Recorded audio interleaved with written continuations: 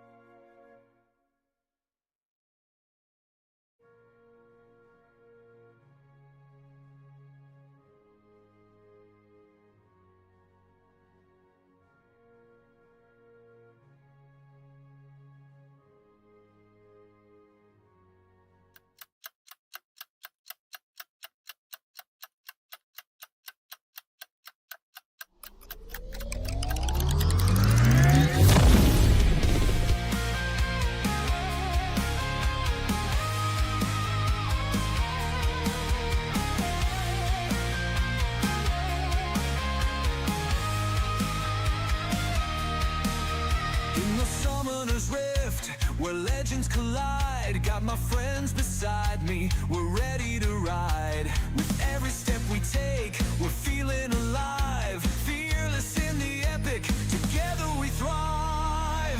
We're fearless, we're bold, chasing dreams, breaking the mold. With every fight we rise and shine in this game, we're one of a kind.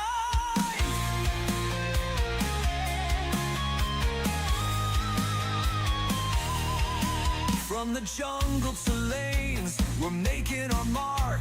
With strategies tight, we're igniting the spark. Enemies tremble, they can't break our flow. In this world of champions, we steal the show. We're fearless, we're bold, chasing dreams, breaking the mold. With every fight, we rise and shine in this game. We're one of a kind.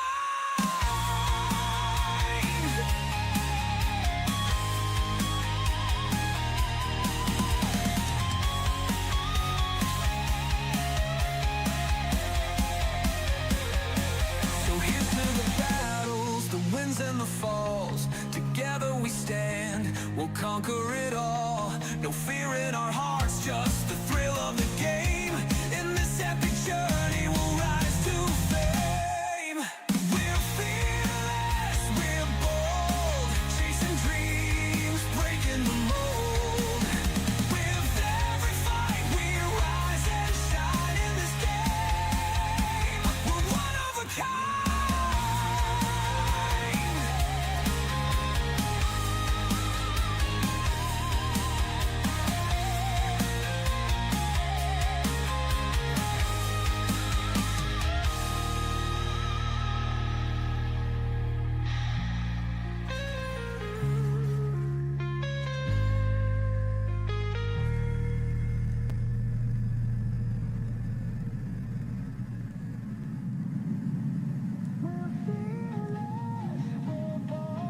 Chasing dreams, breaking the mold. With every fight, we rise and shine in this game. We're one of a kind. We're fearless, we're bold, chasing dreams, breaking the mold. With every fight, we rise and shine in this game. We're one of a kind.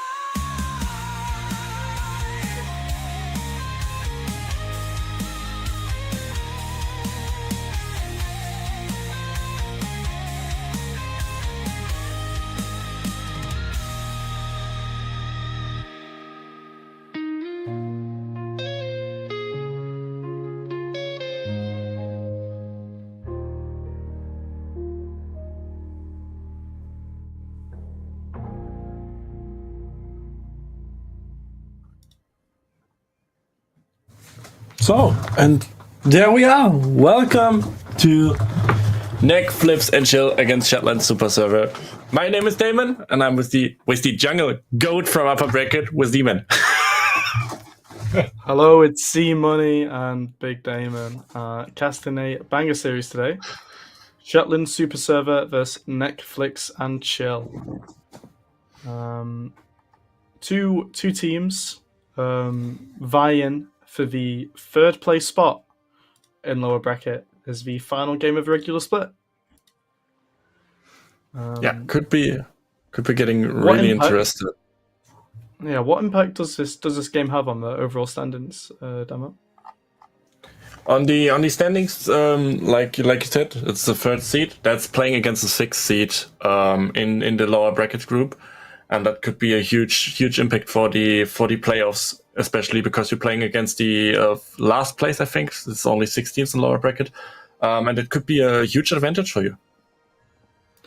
Yeah, a question I actually have that I don't know is does the first seed play the third, fourth place? Sorry, the fourth, fifth place, or the third, sixth place? I think it's like 3-4. It's 3-4 against 5-6. So 3 against 5 and 3 against 6 and 4 against 5. and 1 and 2 are waiting in the semifinals.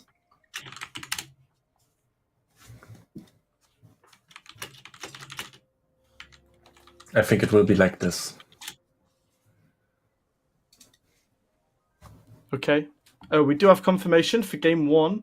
The Shetland Super Server is going to be on blue side. And I think we might know what we're going to first pick, Damon. What champ do you expect to come out on this B1? Maybe someone said here that we will see both ADCs from both server on their main. So we will see Ditzy on Caitlyn, and we see. Oh, I need to look it up. I think it's what Giraffe on the other side playing Jinx. So we will see these picks maybe as first picks because they're the ADCs. I mean, Caitlyn first pick or Jinx first pick. In this case, it's for Shetland Super Server to Caitlyn for Ditzy as first pick. It's a good thing as well, even if there is the upcoming thing between both ADCs. Yeah, I mean, knowing that both teams are going to get the Caitlyn and the Jinx is going to be a problem for both of them. But I'd say mainly for Jinx, because Jinx is way less mobile than Caitlyn, and she's really countered by assassins and dive. So we can expect that to come out. I'm expecting from the Super Server. Yeah, I could totally could go totally with this. The thing is for me, when we look at the 2 versus 2s, Caitlyn is the champion with huge range, with so many potential to poke that Caitlyn, and especially with the Melio, especially with the Nico, especially with the looks, maybe you can give Jinx a hard time in this lane. And I'm really interested to see what the Shetland Super Server will draft on the support position as well, because we know that Starstruck is Sona, or loves to play Sona as well, and I find Sona against the Jinx is especially a good thing, maybe. The question is, what will you pair with that Jinx? And that could be a hook champion like Thresh, maybe, to peel better for your Jinx, or maybe Blitzcrank, go totally aggressive to snowball for that Jinx, and that could be maybe the problem against for such enchanter like Sona. Yeah, so it's definitely weak to those kind of hook engage champs. But if we look at what Aussie Source, the support on Netflix, has played, she's played Senna, Seraphine, Zyra, Morgana, and Anivia. All sort of mages with a CC root tool, right? Which has been really good setup for Giraffe. But if they have longer range than you, that's going to be a really tough matchup. I'm expecting to see something like Melio from Star. And I think Melio will do really well into Aussie's whole champ pool, to be honest. So we'll see if we get a Melio ban game 1. Yeah, that could totally happen. I mean, if we're looking what Star played as well, 2 times the Soraka, 2 times Karma, 1 time Rel, 2 times Millie, and 1 time Sona. So yeah, there is so many support champs as well that can poke, got a lot of range to counter the support pool of the enemy support. Yeah, I'm excited to see how it plays out, but I think we might have an interview first before the games. And we are here with Giraffe Legs, the captain of Netflix and Chill. Giraffe, first of all, congrats on your season so far. But before we get into talking about your team, let's talk a little bit about yourself. Tell the people in the chat and on the stream just a wee bit about you and your League of Legends journey. Yeah, so as many few would know, I'm Giraffe. Been in the server now for a bit over a year. Somewhat recent to when the server actually launched, so been here since almost the beginning. So got to know quite a few people in the server, made a good amount of friends from here. Been a blast this last year. Yeah, I mean, in terms of League as well, kind of, how did you get into League? What was your was Jinx always your first main, or did you play someone else before her? If we're going to the very first time, it was early in before 2020, but I had in league never really stuck. By that point, it was more to the beginning of 2022 that I started playing league. And yeah, that's when I found ADC, picked up Jinx, and it's been, The rest is history. yeah, exactly, a roller coaster of ups and downs ever since. That's just it. And when it comes to feelers, you're kind of a veteran now. You've been in all 3 seasons. Obviously, you're on the Tuba Cowboys season You as one. my first captain. What a great Yeah. team that was. With Spooped in the top lane. And last Yeah. year, obviously, with Elo Submarines. Talk us through that and kind of that journey. I'd say season 2 is obviously, for the outcome at the end, probably the best of the 3 till now, obviously.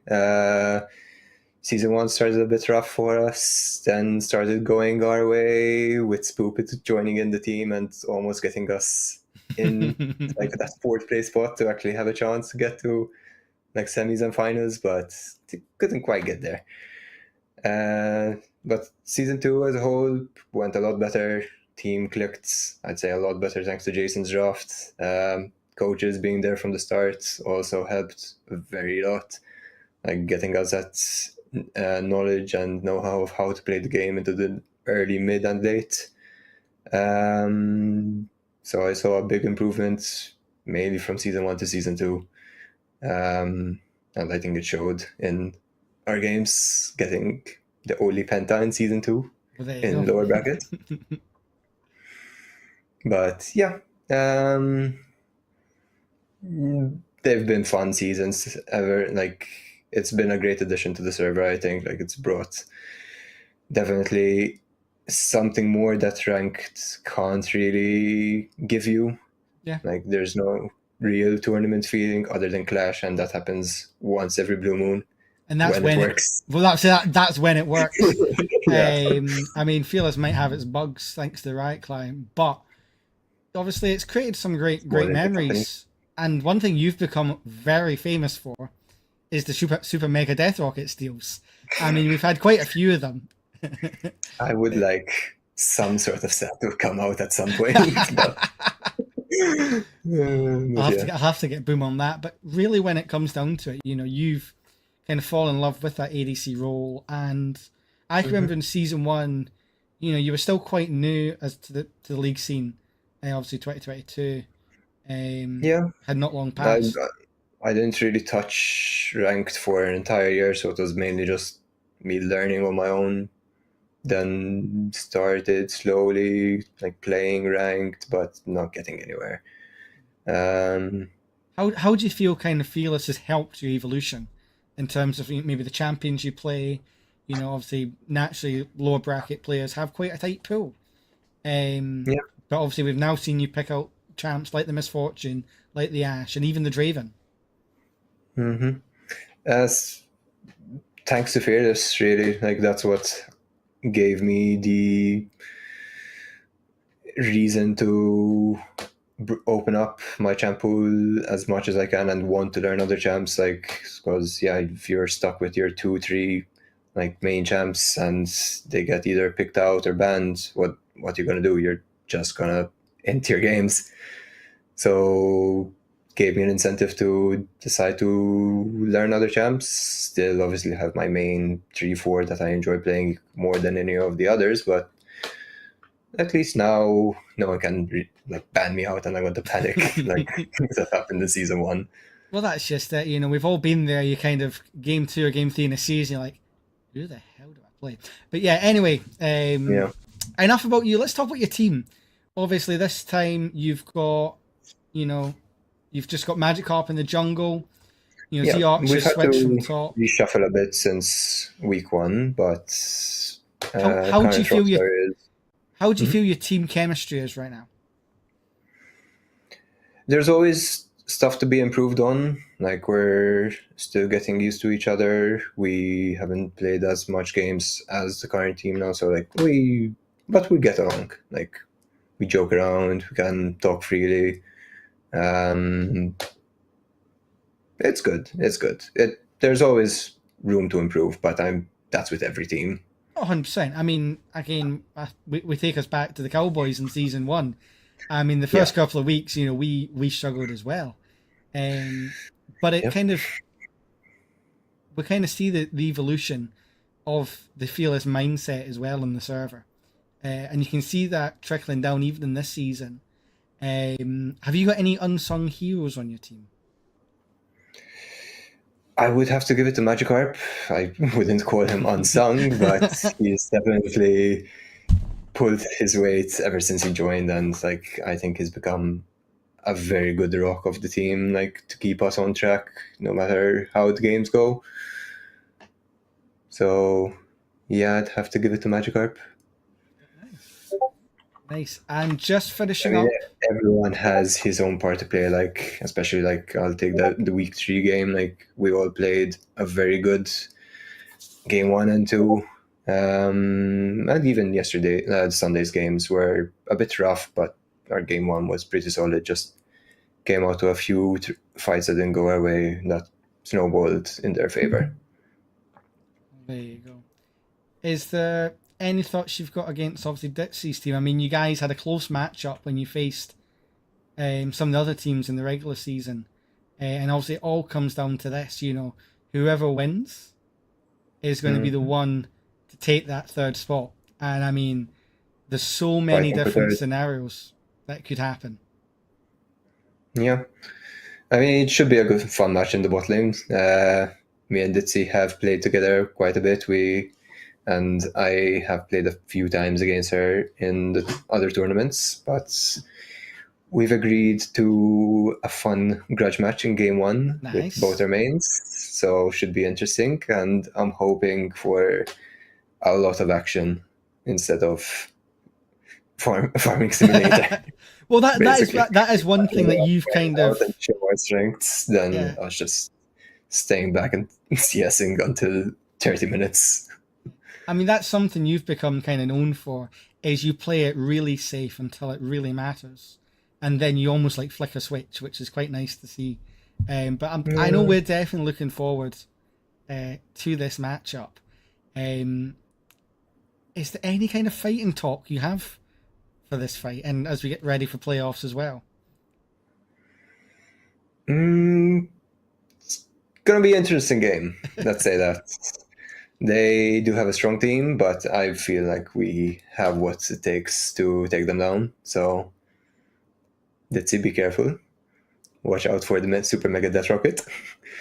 And the jungler, be careful and know when to smite your jungle monsters. There we go. We'll leave it at that. Thank you, Giraffe, for joining us, and good luck in the upcoming series. Perfect. We heard the interview, and I think it's now make this match more interesting after this interview for me. I don't know if you're sharing the opinion with me. I think you're muted. I was muted. I'm definitely excited. Yeah, it's good to see people that actually care about the game. There's a bit of fire. There's a bit of rivalry. It matters, It matters. Yeah, totally. I think we got another interview. I don't know if we're jumping directly into it. But we got another interview, if I'm got right in my mind.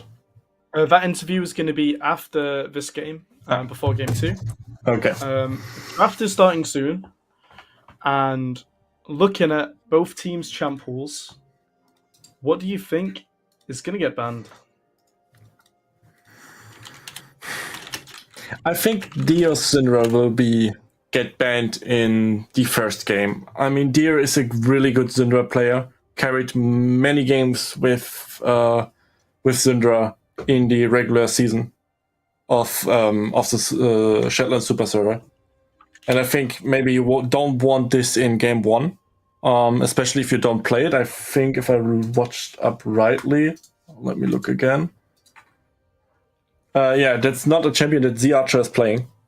So that could be interesting to first ban it away, and maybe if you're going on the blue side after game 2, maybe just pick it just play it to get it out of the Dios champion pool.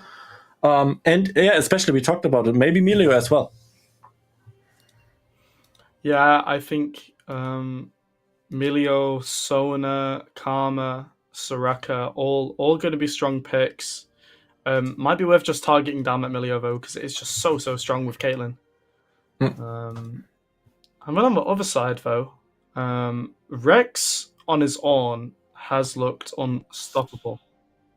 And I'm not sure if their top laner plays any own counters. He does play on himself, so they might ban it game 1, and then try and pick it game 2. That could be an option as well. But draft is a mind game, and we see the drafts are done.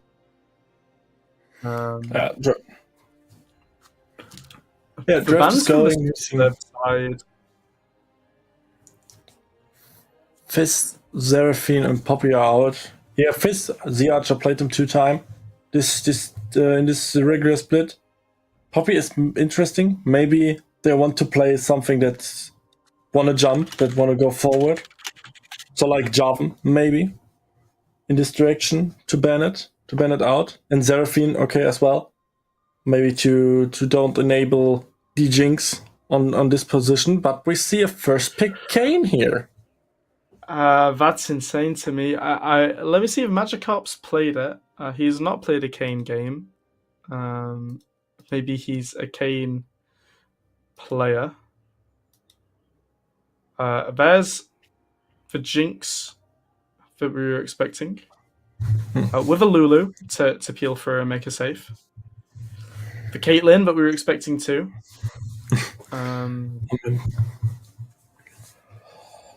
So and we will see. See the Milio, but I'd understand the Karma too. Yeah, there's the Karma. Yeah, Milio's banned, so Karma is the next best pick that you can do. And then with the Caitlyn together. Caitlyn's not the highest DPS champ, so Amundo might be a problem.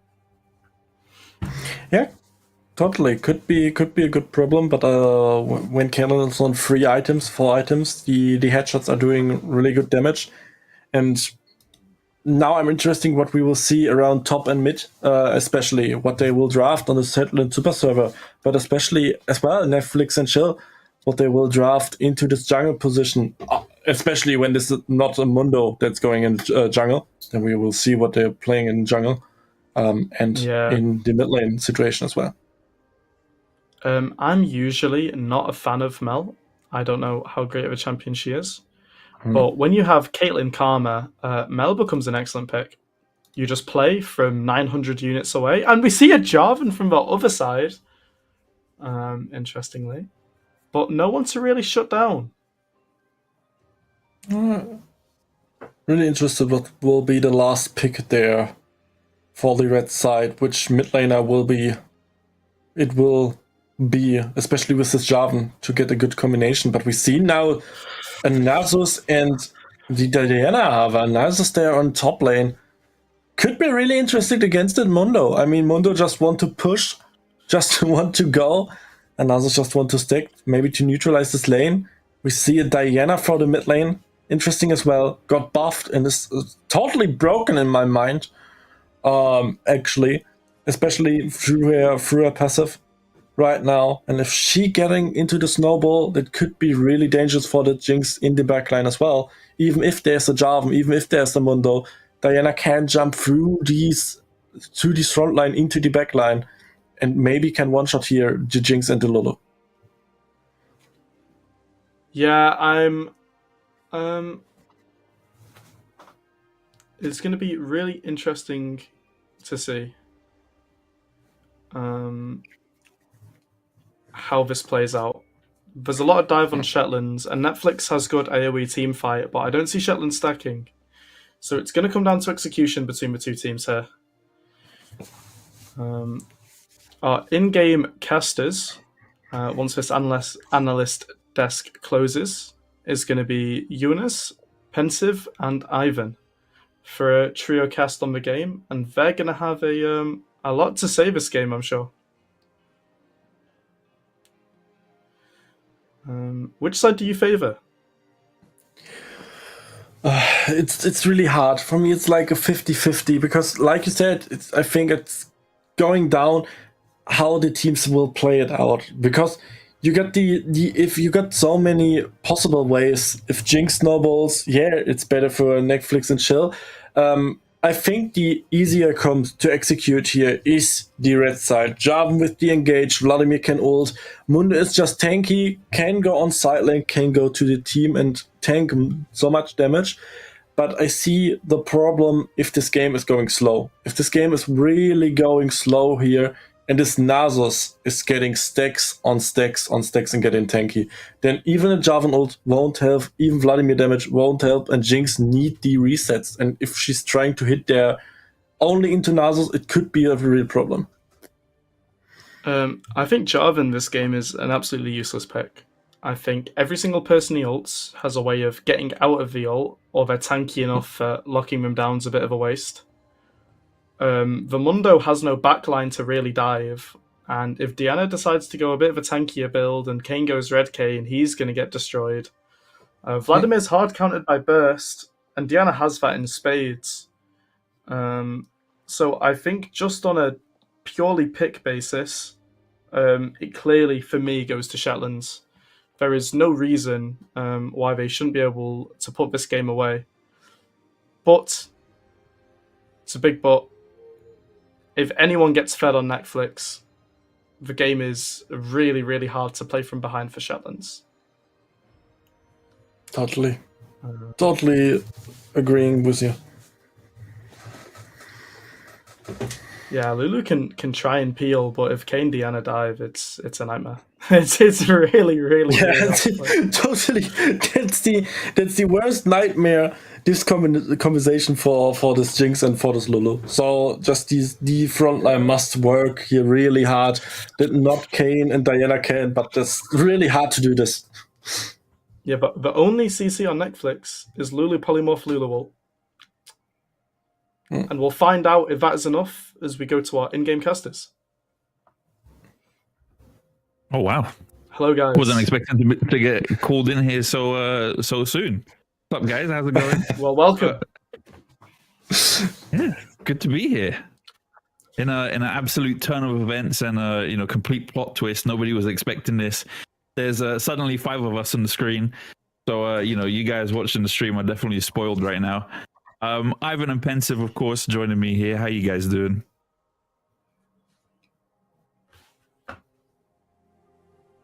All right. Yeah, shy. I think we're both muted. Yeah, I'm doing good, thanks. Unshackle them. No, that's good to hear.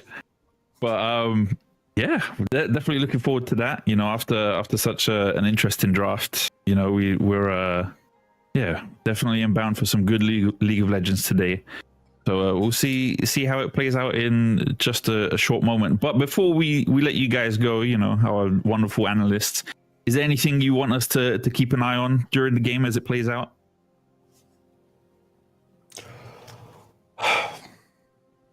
I think for me, a big one's going to be this mid lane.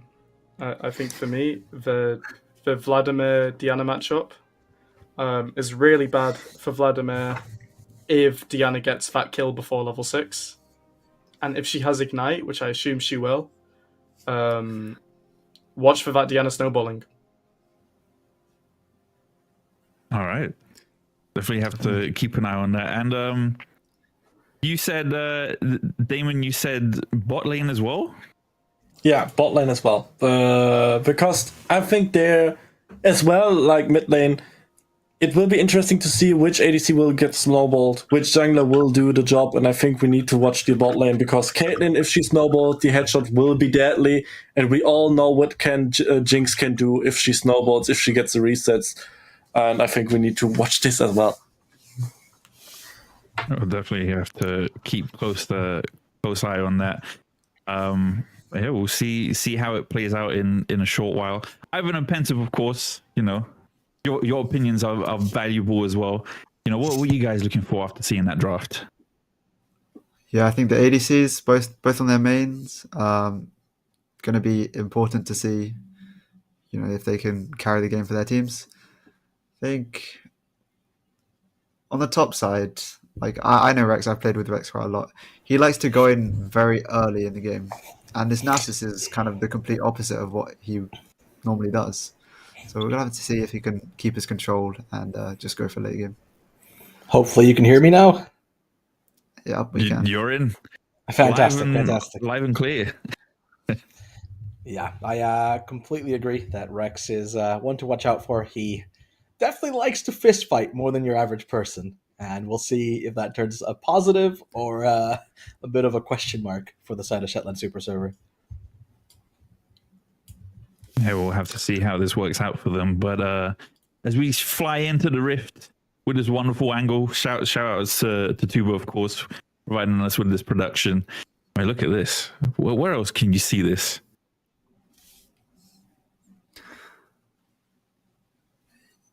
Yeah. But yeah, here we are. Neither side, going for an invade. That's been pretty standard. It's been very, very rare to see invades in Fearless in general, I think. Yeah, you actually think there'd be a lot more, as I know a lot of people say, oh yeah, it's super free to invade in lower elo, but no one seems to do it. I mean, I think when the stakes are this high, everybody's a little too apprehensive to throw out such a risky maneuver, right? But yeah, it seems as though clear across the board, nobody's making any moves for vision. Nothing to steal any objectives quite yet. Oh, hold on a second. Archer though moving in, but that's about it. Denied from putting a ward down on Kane's Raptors. We see the runes on the screen. I think there are a couple interesting rune choices, mainly on the side of the Shetlands. Phase Rush on Nasus, definitely an interesting choice. I think Fleet is probably more common and a bit safer. But it's Phase Rush to try and get onto the Jinx. Could work out later on in the game. Absolutely. And to be fair, Mundo not exactly a force to be feared in the early game. Doesn't have a lot of pressure on the Nasus, so maybe he doesn't feel like he needs that sustain that Fleet would normally provide. Potentially. Yeah, we'll have to see if they're able to get that Nasus up and running. I mean, currently it's looking neck and neck, but yeah, it will definitely be something we'll have to keep an eye on. Absolutely. Both top laners opting into the Doran shield as well. Very classic. Neither of them trying to cheat lane a little bit by starting with something like a ruby crystal to get their first item faster. And I do want to draw your attention to the difference of the jungle items as well. That's something probably worth mentioning. How do you guys think that's going to affect the game? Very uncommon for a Jarvan to be taking red smite. Blue and green are significantly more common on him.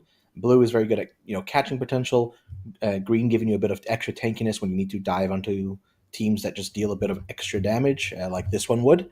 So red, not really what you'd expect on a Jarvan. His lockdown potential and slows are already quite high. He doesn't usually need the help of it, and he's not the best duelist when it comes to 1v1. He might actually be able to take Kane on early on, but it is a little strange. Yeah, I mean, that's a good point. Ivan, what do you have to say about that? I don't know. I think green on the Kane is also a little bit odd. Like, you have so much healing already because it looks like he's going to be going with the red Kane with the Conqueror. So, tiny bit of extra shield. Oh, Kevin with the flash.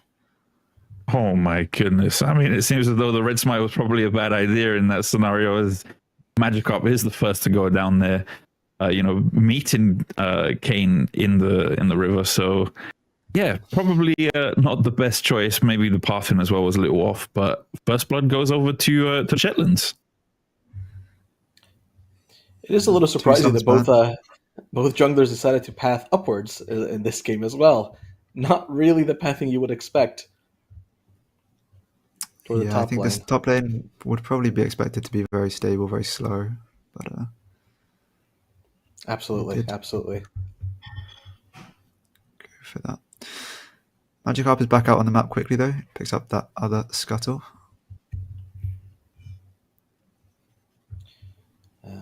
The green Smite on Kane, though, however, while not the most ordinary, is fine, especially because he is one of the main tanks along with the Nasus.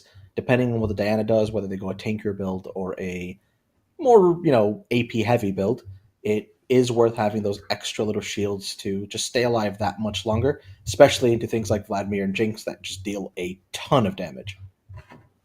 Oh, we got a cheeky replay here for the first blood for those of you that missed it. Or stab him quickly and Chem moving on to Magikarp. Godtier did his best to try and help his jungler, but yeah. That's how it played out for those of you that missed it. Yeah. Something to watch out for. You always want to see if you can get your mid and top lane to get push, to get priority on that Scuttle Crab, if absolutely possible. And as a jungler, you have to respect it. If you know that your mid laner can't or doesn't have push, sometimes you just need to say, okay, I give up the Scuttle Crab, maybe go for the other one, or just take an early recall. Yeah, thank you, Chico, for highlighting down there in the bot lane. A bit of a CS gap starting to develop between the two ADCs. Dizzy's currently up 12 CS. That is where you guys, said the focus should be on in this game. And as Rex smites down God-tier for the first blood in this top lane, I think that's also going to indicate the Kane has been bestowed upon the Netflix team, and yeah, that's another kill over to the Shetlands with that. But some more bot lane action going on here, where everybody has been trying to turn their eyes to with Giraffe Legs, of course, and that interview with Tuba. Everybody has been keen to see how this Jinx is going to play out, but the CS difference, as you brought up, is not in his favor.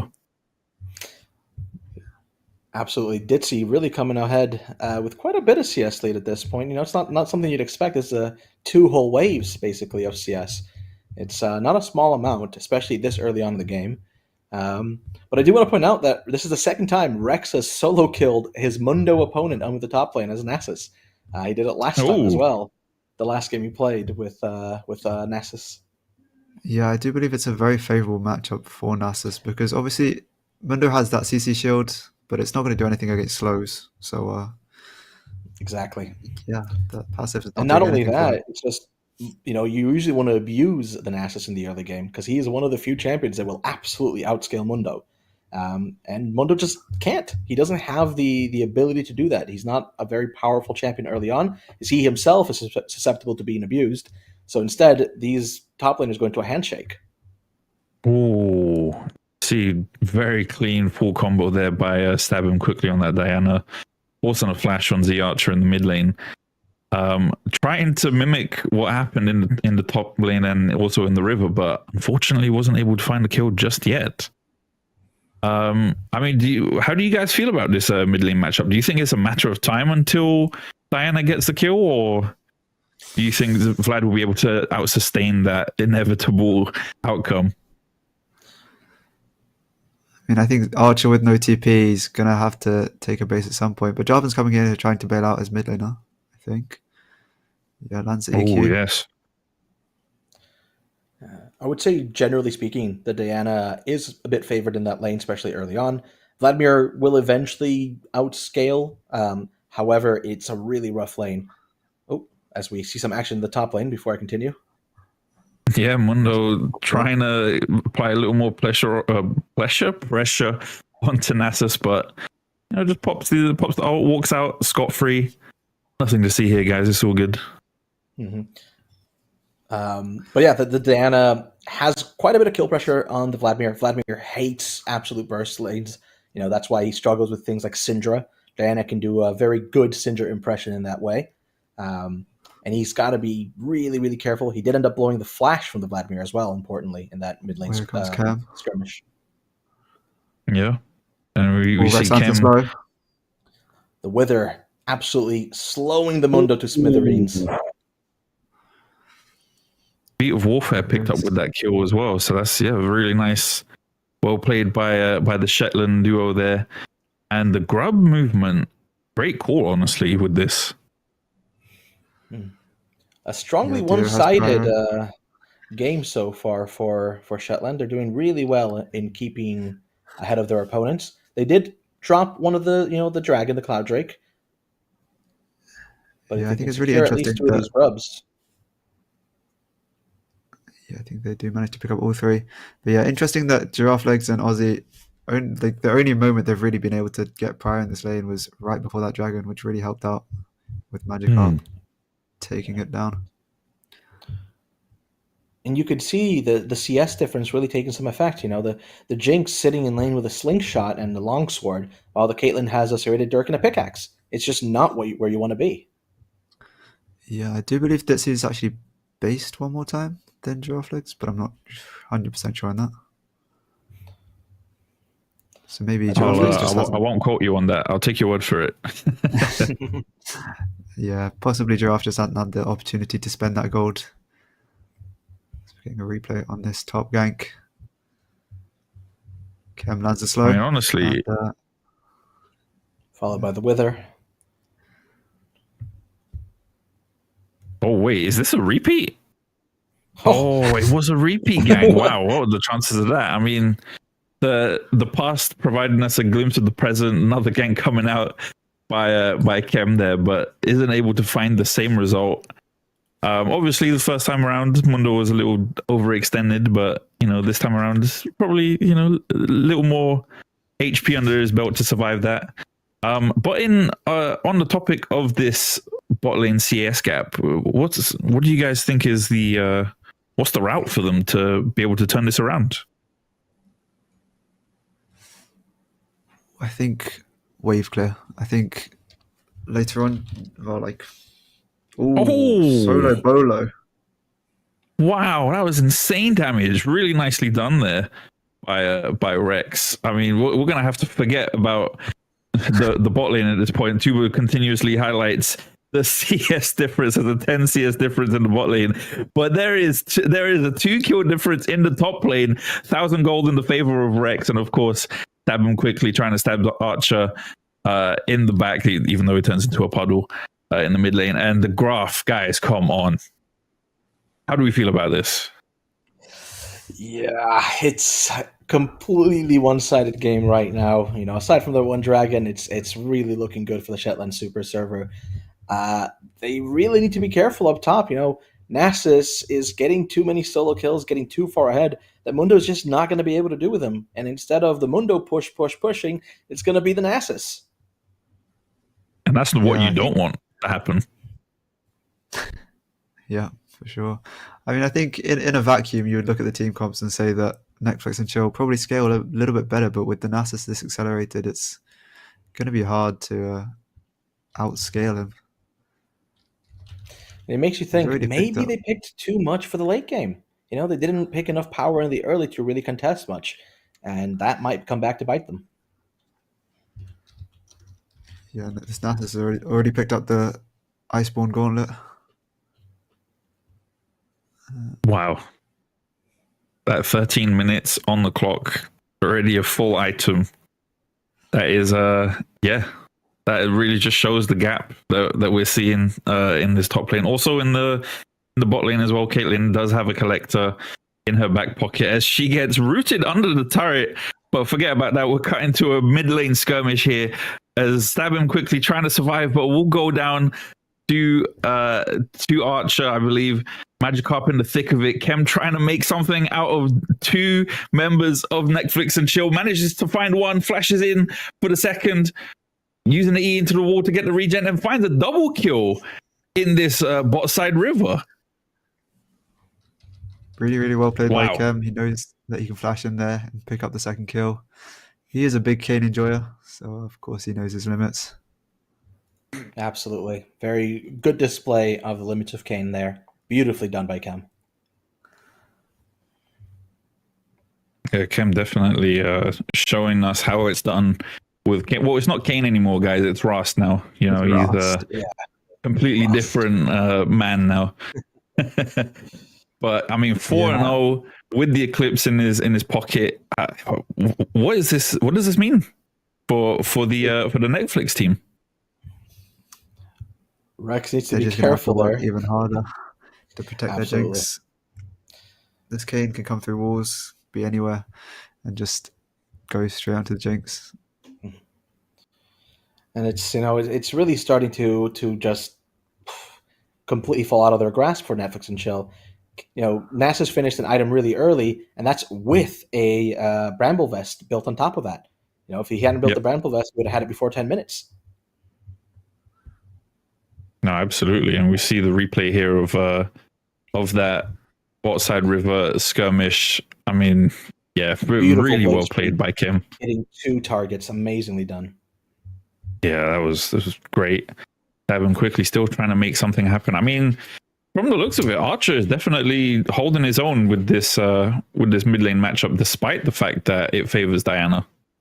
Yeah, Stab him quickly, opting to getting the Oblivion Orb early and finishing boots before a first item is built is really going to start to cost him a bit.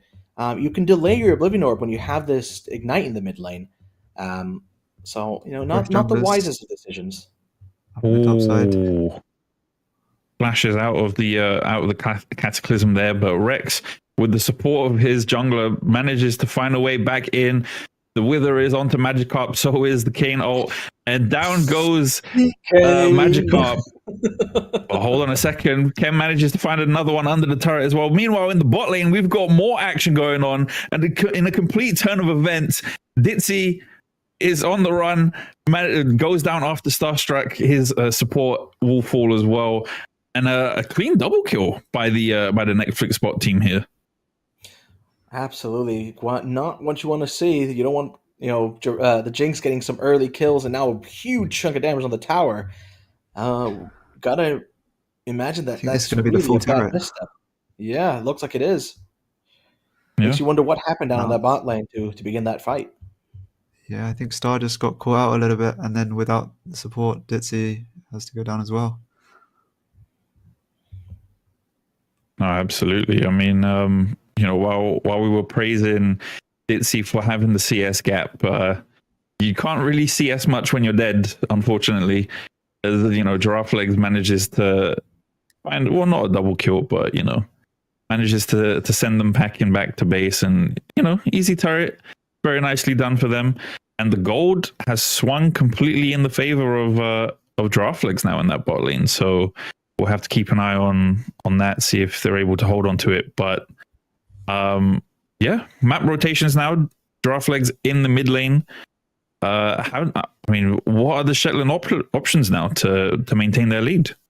It's a very classic Rex moment. Just decides to ignore the cannon, ignore the other 3 minions, and just chase down the Mundo. Don't know about that one.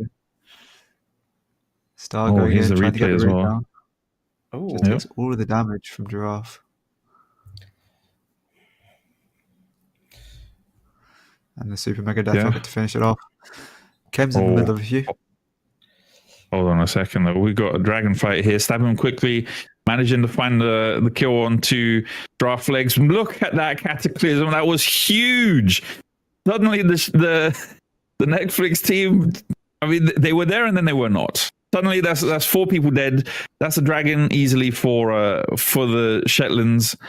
And yeah, the gold graph just continues to grow.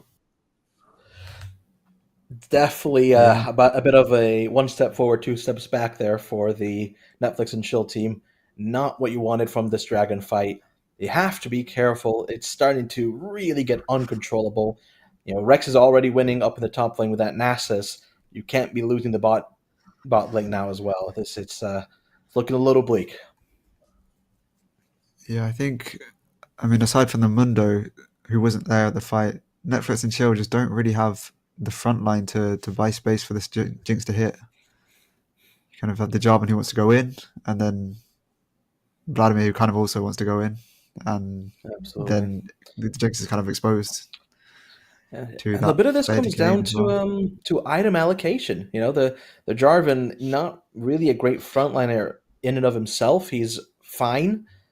He's built the Eclipse, which is great, but then he has an Executioner's Culling now. That's 800 gold that's going to not his Sundered Sky. So he's missing the health stats, missing that extra bit of tankiness that really could have swapped that fight around. You really would have wanted those kind of items on maybe your AD carry, get an early one so they can build their Mortal Reminder later on. The Lulu does have an Oblivion Orb, but it's, you really don't want to start stacking so much of that this early on. Oh, It was wow. a beautiful Moonfall, Ooh, picks up Dio that is gonna die. Vladimir. Yeah, I mean that's a kill trade right there by the mid laners in the bot lane, but very nicely played by stabbing him quickly. And yeah, I mean on what you were talking about, Pensive, it's all well and good that perhaps that gold could have been spent in a different way, but I think when you're down 2.6k, there really much you can do. I mean, look at Kem, what he's doing with that gold. Exactly. Chasing down It's Magikarp, one of these not the things. W. It's one of these things where you have to remember that when you're behind, you can't afford to be building these situational and defensive items. You have to try and build more of your proper core items if you want to stay in the game. Otherwise, you'll find your damage is lacking, or you're just not able to pull out the fights that you need to come back into it. Yeah.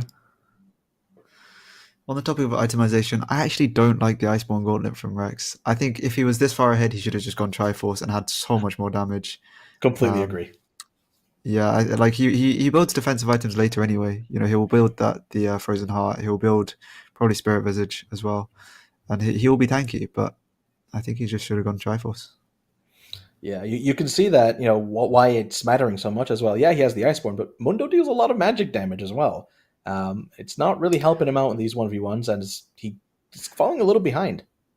Yeah, he's just not doing damage to the Mundo anymore, really. Yeah. 4 members Whoa. from the Shadowlands Super Cyber looking for a dive. 4 of them. The rolling bot lane here. not Oh my looking goodness, good. beautiful double knockup, but the Lulu ult as well. I mean, yeah, Oh, they were there, and then suddenly they were not. Kem Just hitting like some fantastic Blades reaches. Amazingly played. Yeah, that was Followed really up nicely by done. Dio's Diana ult as well. Yeah. Catching both of them. Ooh.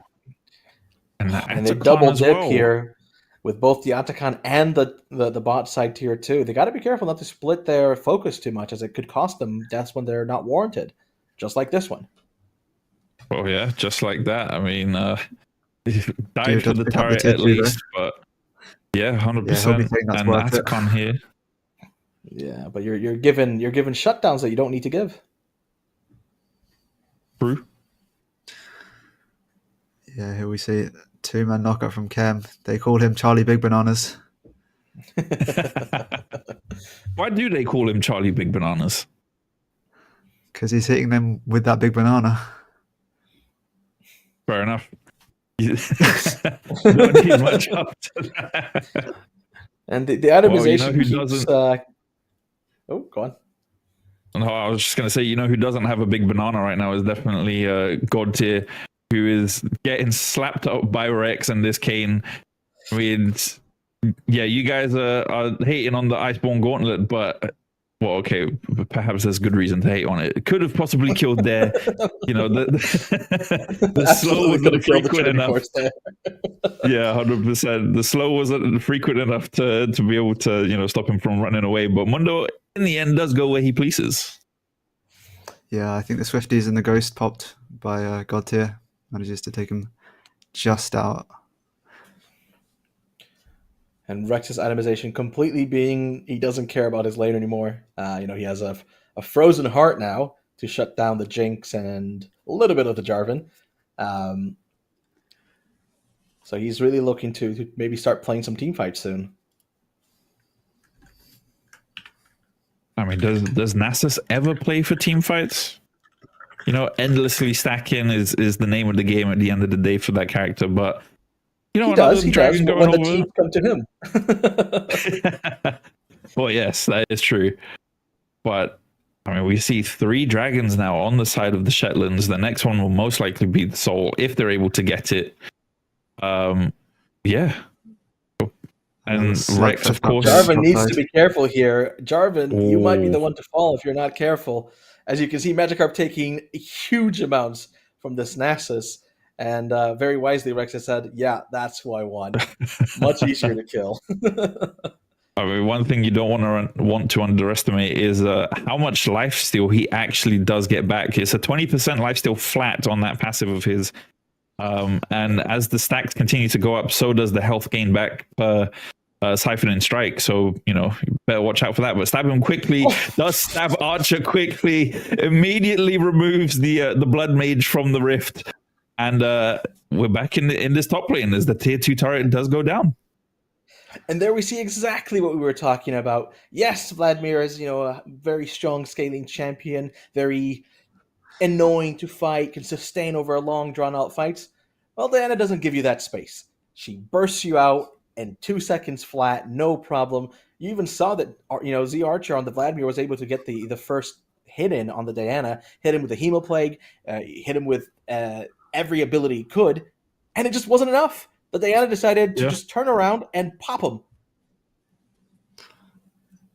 Yeah, Archer with 4 of his team's 6 kills. It's going to be pretty heavily on him to see if he can carry this game. 2.5 items already. He's starting to get quite strong, but not quite strong enough to beat Dio in the side lane. Yeah, I like that you brought up the way that the gold is skewed for the Netflix team.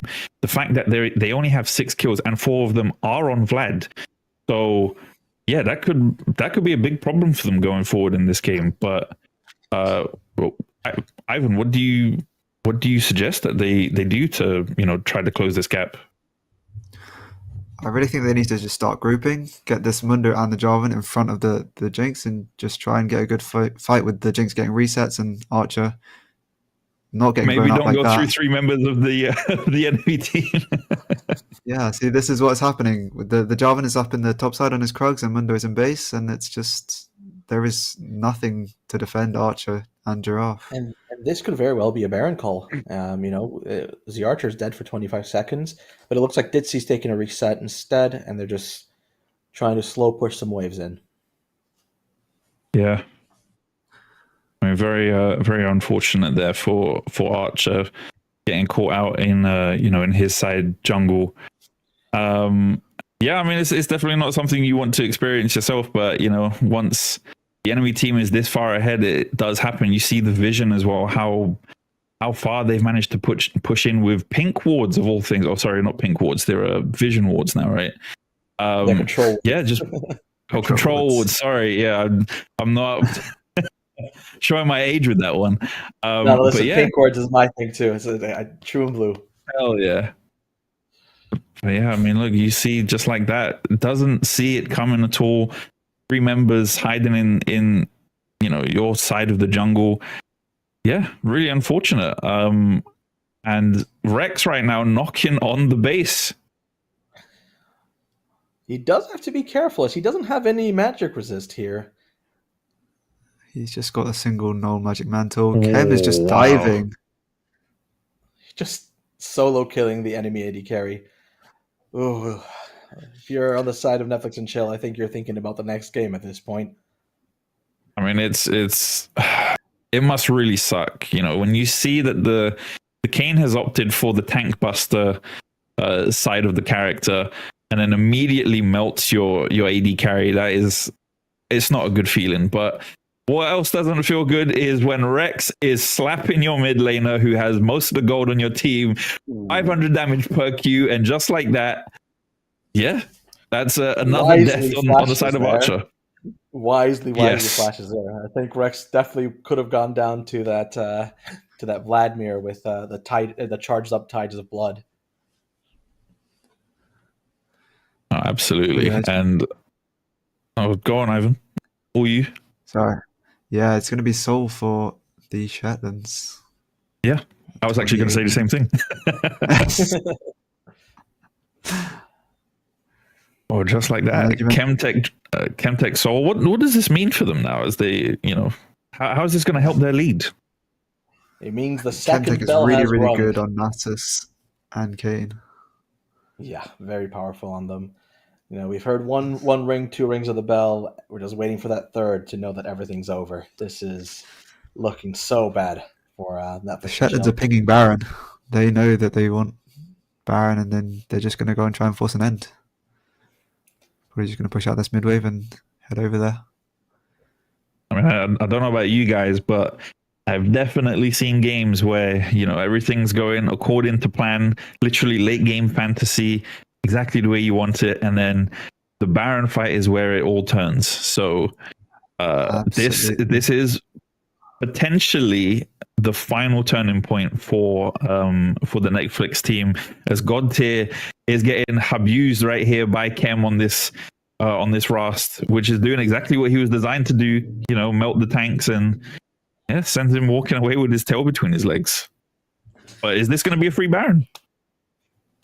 Yeah, You'd there's been a lot of imagine challenges so. in God tier, and on the bot side, Archer manages to get a push out, but Rex is going to go match it. Could this be the Jinx steal we were looking for? Blue ward goes down. Giraffe Legs is known for being able to steal these Barons when Oh, it shouldn't be possible, but no, it goes not in time this time. not quite. Yeah, just a little bit too early. Fortunate for the Netflix team, but hey, absolutely working out for the Shetland super server right now. Look at that graph. I mean, the roller coaster, you guys signed on for the wrong ride. All right, there is no drop. It just continuously goes up. You're going to be disappointed. If you have a fear of heights, my apologies, as they are now 10,000 or 11,000 gold ahead of the Netflix team. And I think Pensive, you may be onto something. This may be the point where you have to start looking for the second game. Yeah, I think the third bell has rung, and it's time to say goodnight. Diana's picked up the Rabadon's death cap, where he just got soloed. There's not much more you can do, but you can always hold on hope that a few DCs will happen. You never know. The computers will crash. Oh dear. Yeah, I think well, you mentioned the roller coaster. I think the only time that roller coaster is coming down is at the start of game 2. Absolutely. As here we see 100%. Rex on the Nasus with Decane just bringing down the house. Shout out to everyone who knows I know as 2G and is old as heck like me. And just like that, game 1 wrapped up by the Shetlands. Really convincing 32-minute game. They have to feel good coming Hello. off of this. And yeah, we're Hello. back with the analysts. All right, guys. What do you think about game, Dama? Yeah, was an interesting game to see, and like you said, I think you're muted.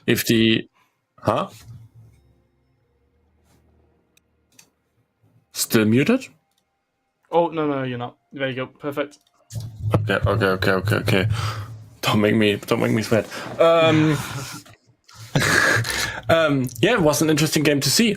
I mean, that's happened what we're told. The Stjarven will be not good into this game. Nasus is scaling and stacking and doing damage. Diana is engaging and doing damage. And even bot lane, the thing has happened. Even after the double kill that Jinx has got, Caitlyn is still in advance. Yeah, I think the key thing for me was the first 10 minutes. Red side had a really good chance. They had way better scaling if they got through the first 10 minutes. And we might have a replay of J4's first crab fight at 3:30, where Netflix do lose the first blood. And that lets Kane start a snowball, right? So it starts very early. And I think as the first game blood goes was. Yeah, for sure. I mean, like you said, the first blood was the perfect point for this Kane, and I think the whole draft of Shetland Super Servers was around to snowball. So like Kane got into the game, got red Kane, was strong. Diana got her kills, got her assist, got on money, got strong, and as well Rex as well. They don't have any tools against him, even to be one. And here we're seeing the replay there. If we could just pause here and have a look at where Vlad is. the reason why Vlad is in mid and doesn't follow isn't because he didn't know what was happening. The Diana was already in river, prepared to help the Kane come to this fight. So it's the nature of an early game Vladimir. He's going to lose push. Diana has Ignite as well, so taking this early fight when the Diana has Prio and Ignite up. Yeah, from here, if we see the Diana's instantly there as the fight begins, and Kane knows that, and he lets himself get chunked, and they get the kill because of it. So Shetland's definitely aware of their advantage in that mid lane, using it to get that first gold. I think another key point in the game for me is I think about the 7-8 minute mark. Diana and Kane fight Vlad and J4, where J4 comes in to try and kill the Diana on a gank. And it ends up with Kane getting a double kill. And after this, he was so far ahead. And yeah, we see it here. So J4 comes in to try and catch Diana and get his Vlad ahead. This would be a great kill for them. He's just too far away. And Kem sees this and he gets there. And at this point, the fight is unfortunately lost now that Red Kane has Conqueror stacks. They just don't have enough damage between their two champions. And he can just 1v2. They commit everything onto the Diana. And the end result is a very fed Red Kane. Yeah, and that the line through the whole game. There's this fed Kane in these early 10 minutes. Yeah, it's a very unfortunate game for J4. The only person he can ult is Karma. Everyone else can either 1v1 him or escape the cage. On top of that, he had 3 lanes that did not have push. Although they scaled super well, so they really had to, pull off a great execution here to win from Netflix. And unfortunately, Shetlands didn't let them, pull off a comeback win in a losing lane. Shut J4 out and started rolling early. Yeah, totally. And the snowball through the 10 minutes just rolled through the whole game. And I mean, we saw it. Rex was just dominating on top lane. Diana and Kane, a perfect duo there because of the snowball and just the clean win then for Shetland Super Server here. And that could be getting really interesting now for the second game as well, because we need to have in mind, this is not like the last lower bracket game just for fun. It's like it goes for the third place in the lower bracket to challenge the last place in the lower bracket, to maybe have the advantage for getting into the semifinals to meet their one of the top teams. Yeah, exactly. Do we have the top seed confirmed? Yeah, I think it's confirmed if I look right. Wait, let me look. Yeah, it's totally the confirmed. last So game, the first seed will be decided by the game on the 15th between the first and second place team. Yeah, but the both first teams, they are finished. They're ready. Yeah, they're definitely top 2, but it'll be very interesting to see who comes first out of that. It'd be interesting to hear from these teams which team they'd rather face if they do pull off a win in the quarters. I'm just curious, do we have an interview perhaps coming from the captain of the Super Server?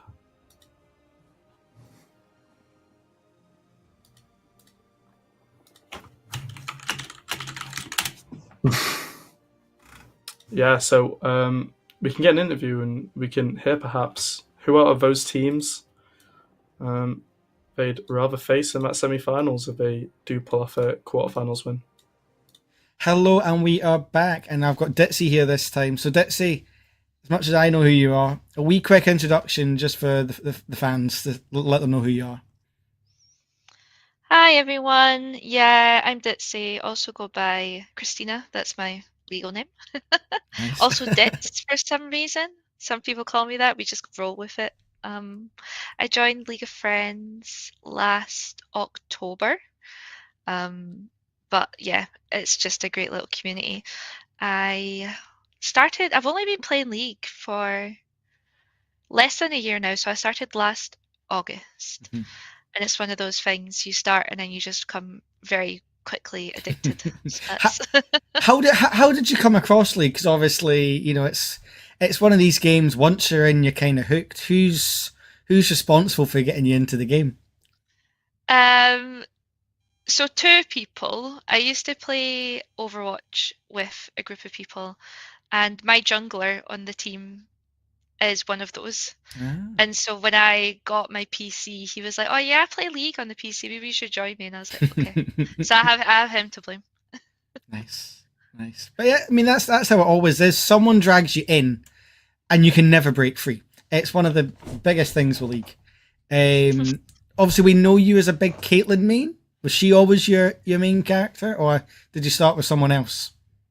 I started with support because every other game, kind of other competitive games like this, I've always just been more of a support player. But I don't know, I kind of wanted to break out the mold. I was just like, no, do you know what? I'm going to play like a carry champion. I'm going to do it. And then, of course, with ADC, you start with Misfortune, and then you work your way up to Ashe.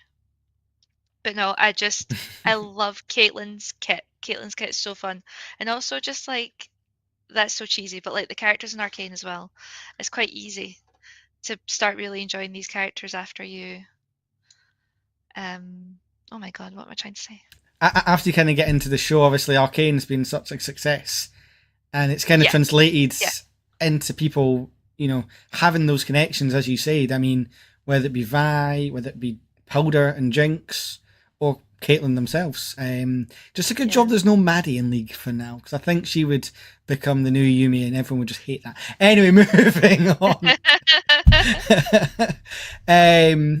Obviously, you're a captain in Fearless this season. You kind of came in halfway through last season, didn't you? Talk us kind of through that. Yeah, so I mean, last season, I think I think 3 out of the 5 players on the team had to leave or something like that. So it was very much a last minute, oh, who can we get together to put on a team? And honestly, I was talking to someone about this, and I remember thinking that I was doing okay. But actually, in hindsight, I think if I was to go back and like watch myself play, I would be absolutely humiliated. So it's crazy how much you can learn in League in such a short period of time. No, that's just it. I mean, that's one of the good things about Fearless, is it kind of pushes you out that comfort zone, because it's one thing playing in solo queue and, you know, 5 stacks, or even just in casual draft. You know, you think, oh yeah, this is great, you know, I'm living life. You come into Fearless and it forces you to look at the game in a completely different way. Yeah, it really does. It really does. And I think something I've learned a lot about is, or at least tried to learn a lot about, is about like team synergies and kind of not even just like I'm a bot lane player, so you think about ADC and support. You start thinking a little bit more about just the team as a whole, and how are you going to team fight? Are you going to try and get picks? Are you going to counterplay instead, and all these kind of things? So it's been really fun to learn all of that. Nice. And how's the season kind of gone for you so far this season? It's been a total 50-50 so far. So we've played 4 games, and we've won 2 twice, and we've lost 2 twice. You know what? At least there's consistency. At least there's consistency.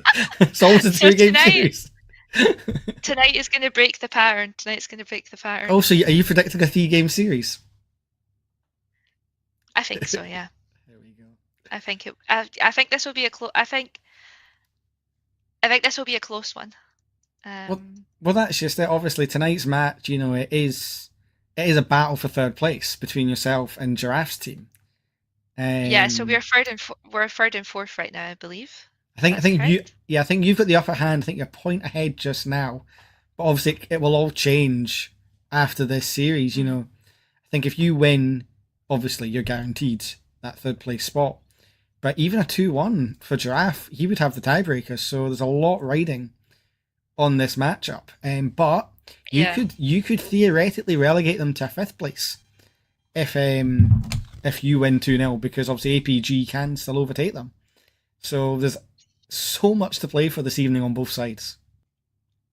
Has there been a moment that's kind of stuck out for you this season? Or Honestly, my memory is terrible. I'm trying to think if there was something. So I think the series that we just played was like super important for like team morale Mhm. because the two games that we lost 2-0, 2-0, were like back to back. So it was like a Sunday night and a Monday night. and that's So that's like sometimes the hardest situation, because you maybe have a bad night, which again it always happens, no matter kind of what series it is, you know what teams they are. People can have off nights, but that gets consolidated when it's right back to back, because you don't have that time to reset, to work out what went wrong. yeah. So I think that series that we just played was really important for team morale. We didn't have a jungler, but I just when we went in, we were just like, we're just gonna relax, like pick champions. Like we'll try and work on team synergy, but we're also just gonna pick champions everyone enjoys playing. So that was why you've seen the Seraphine APC bot lane. Loved it, by the way. For the record, I Like absolutely loved it. I was sitting there. it was Yeah, I was kind if of, I was, anyone was gonna do it to it, but it was gonna be me. oh, 100%, 100%. You know, I was kind of sitting there, kind of, I was half paying attention because I was obviously up north. And I just looked over and I was like, wait a second. Hold the bus. So yeah, no, it was really good to see. Do you think we'll see something spicy like that tonight? I'm not gonna give anything away. Maybe. Well, there we go. Who's the unsung hero on your team? Is there anybody that you want to give a special shout out to that maybe doesn't get to share some of the limelight? My support. Starstruck. Always, yeah. Always in the MVP votes. It's always who dealt the most damage, who got the most kills. But like, they would not be able to do that if Star wasn't doing everything that she's doing for the team. She's not unsung by me. I sing her praises all the time. But I think everyone should be appreciative of the supports on their team that are putting in all the work behind the scenes. Well, that's just it. You know, the supports are the unsung heroes of any team, whether that be, you know, the mages, the enchanters, or even these engages. You know, the rest of the team couldn't function without them. So yeah. And finally, we're going to wrap this up. But what's your thoughts on the matchup today? And have you got any words towards Giraffe's team? Oh, I Any am looking fighting forward to talk? this because me and Giraffe had I don't want to call it a gentleman's agreement because I'm not a gentleman, but like an agreement that we were both going to play our mains in bot lane. So I'm going to play a bit Caitlyn, he's going to play a bit Jinx. I'm looking forward to that matchup. But I think just the team as a whole, like the team's been playing well. There's going to be some champ steals, I'm sure. There's going to be some really interesting counter picks kind of around the map. I think every person on my team has like, not everyone, but I know Rex has been talking a lot with the enemy top laner. And Giraffe and Dio are really good friends as well. So it's definitely going to be interesting to watch, and I'm sure we're in for an absolute treat. I see any fighting talk to leave for Giraffe? no. May the better woman win. There we go. That's fighting talk itself. Well, Ditsy, thank you very much for joining me, and good luck in the upcoming series. Thank you very much, Tuba. I will see you later.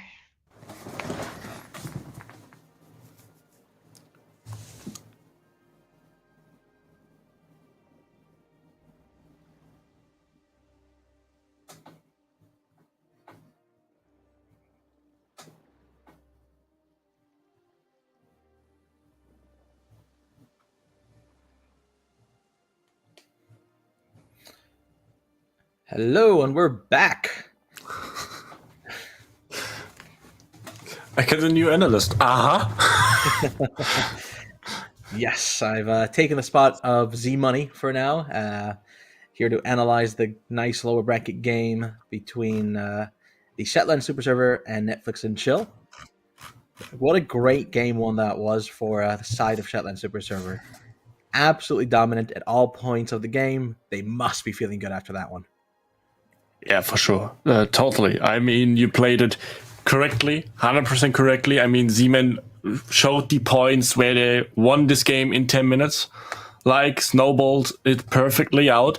And we heard Dead Sea. It was a hard time for them after they lose 2 times 0-2.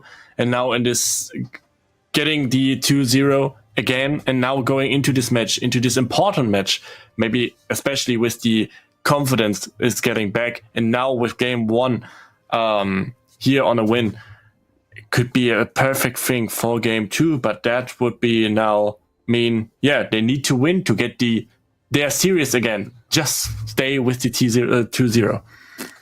Absolutely. Yeah. It's a great feeling to be 1-0 up on one of the most important series for your team. If they can stick a clean 2-0, I know they're going to be holding their heads super high and partying and celebrating from how well they've done.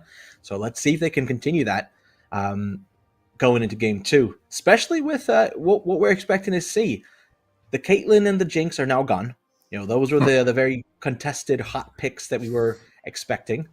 But now you can see that both players have a liking of Misfortune, especially Giraffe Legs. So you got to imagine that there's going to be a fight for that. And then at the side of the Netflix and Chill team, it's kind of hard to pinpoint them on anything. You can see both Magikarp and Z Archer have played tons of different champions already. Just repeating the Fizz that one twice, and that's it, nothing else. So it's a little bit of a guessing game as to what they might be playing. And you got to suspect that Ozzy is going to be looking to play that Anivia. Yeah, the Anivia is now a thing, maybe. The Fizz was banned in Series 1 in Game 1, so now it's open. The Syndra from Dio was banned, is now open. And yeah, like you said, the Misfortune maybe the pick from both ADCs, but we saw a combination from Ditsy and Starstruck in the last game that I would 100% count as we counter Misfortune on the highest level that ever exists. And it's Braum in this game. And that was Seraphine Sona. It was just like a lane that just want to scale, to farm, let their top side win this game for them, but got 2 ultimates to totally hold this MF back, because MF wants to pull the bullet time, Seraphine ult, Sona ult, just the CC behind that. And the team can play it with so much easier because they don't need to panic around this bullet time from this Misfortune. Absolutely. It's something they must have been prepared for after watching it in the other series. We'll see what kind of plan that Netflix and Chill has come into it, if they're expecting the Seraphine Sona bot lane. And as you were saying earlier as well, with the Syndra unlocked, you gotta imagine that they really don't want to pick it. Fizz is a fantastic counter pick for it, so let's see what they come up with to actually be able to fight this. Yeah, that will be really interesting to see, because I think that the Shetland Super Server will think about that this Fizz could come as the last pick. And I think Dio needs to tell himself now he needs to pick something that is good or even with that Fizz, that can control this Fizz, maybe in that lane. And then it will be like the better mid lane wins this lane. It will be the Fizz that will one-shot that bot lane out of nowhere, or it will be Dio in this matchup. Whatever pick he will take, and can tell, hey, I hold that Fizz on a good level, and now I'm taking the control. Absolutely. And as we look into the jungle as well, you can see that both of the junglers have played Vi, so maybe that's a contested pick, something that wasn't thought about in game 1. Potentially the Vi with something like an Ahri could work on the side of Shetland Super Server as a way to just hold down that Fizz if he decides to lock it in. as we see the Anivia being taken away right away from Shetland Super Server. Don't want Aussie to have it, and Hui being banned away by Netflix and Chill. Yeah, sides are swapped now, so we will see what they will picking now. We see Anivia Draven out, so the Misfortune still be an open pick, be a good first pick. So Netflix and Chill is in the driver's seat to get this Misfortune. Set banned now, Mordekaiser banned out, so it's going into the shampoos of top lane maybe.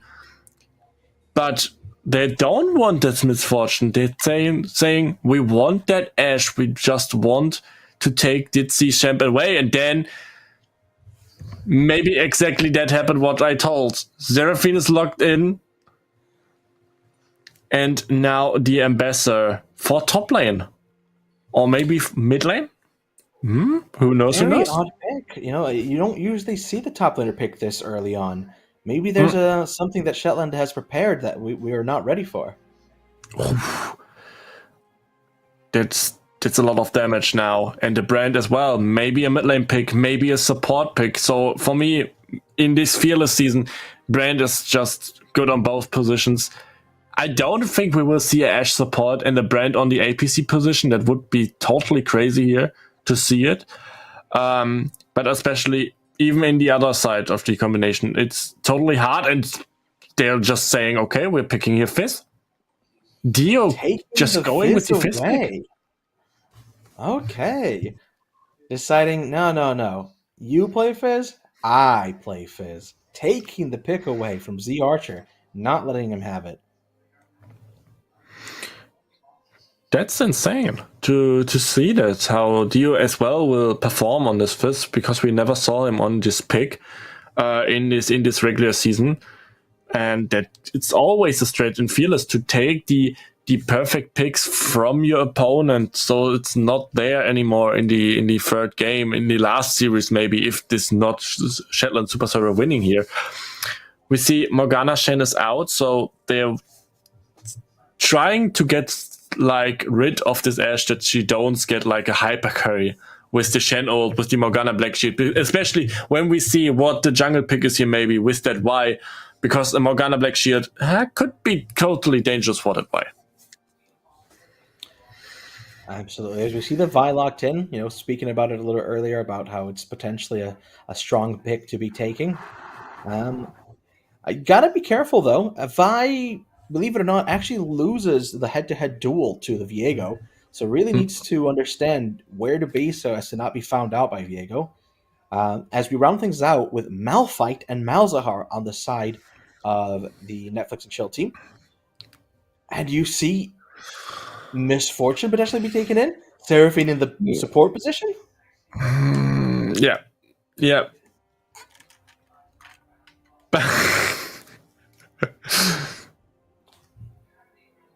That's a pause screen from a Z-Man I've got there. You gotta imagine this Misfortune, not a horrible pick, but you gotta be careful. You've just picked that into Malphite, Malzahar, and Viego. 3 champions that absolutely are ready to just get you dead when you press your bullet time button. It's really hard to execute maybe here with the MF, because you got, like you said, you got so many tools to cancel the bullet time from MF. It's Malphite R, it's Viego that's jumping in, maybe the Malzahar that find a good flank onto you, Ashe Arrow as well. It will be really hard for Ditzy to ult here if she not getting a front line or something like a good catch. I mean, the Malphite will always be there. That must be the insta pull. But the question is, how instantly will the Malphite will be pulled? Because even 5 waves of that bullet time, and I think it's 12 or 15 waves of bullets that Misfortune is shooting, even 5 of them are doing a lot of damage. That's nearly half of it. And it's a lot of damage that can be pulled out of 5 to 6 waves from that bullet time that could change any team fight, because we need to see there's a Seraphine that can ult, that can 3 targets, totally charm with that ultimate. We got an Ambassador, a Vi, a Fizz. A roundhouse of damage that maybe can do a lot of damage, that the 5 waves of bullet time just are needed to win the team fights. Yeah, if Ditchy's able to position properly and look at this in a good way, you have 3 champions that just want to dive in, Seraphine that can hold people down, lock them out from getting on top of you, and maybe you find a good bullet time over the wall.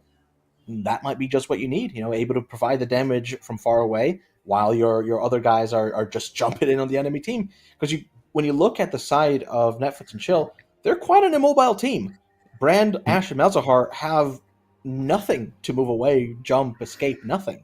Viego, he can run away with his ultimate and use his W a little bit, and then Malphite is just a big rock. So we got to see what's going to happen here with this almost dive comp from the side of Shetland Super Server versus this more immobile but very scary 5v5 team from Netflix and Chill. For me, my feelings is that we now got the swapped sides. So we had Shetland Super Server that needed to snowball to get the win in the first game, and we had Netflix and Chill that was like, hey, we can team fight, we can scale, we win with Jinx resets. And Exactly. here, for me, it's the opposite side.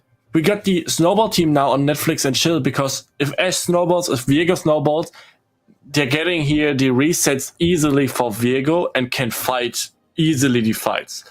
And for me, Shetland Super Server is in the perfect position here to just say, hey, we're just waiting. We're just looking. Ambassador got her spike on free item. Fizz ult can one-shot here everything.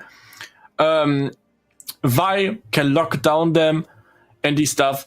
And I think that could be really interesting to see if it is. But I ask you, dear casters, if you're the same opinion like me.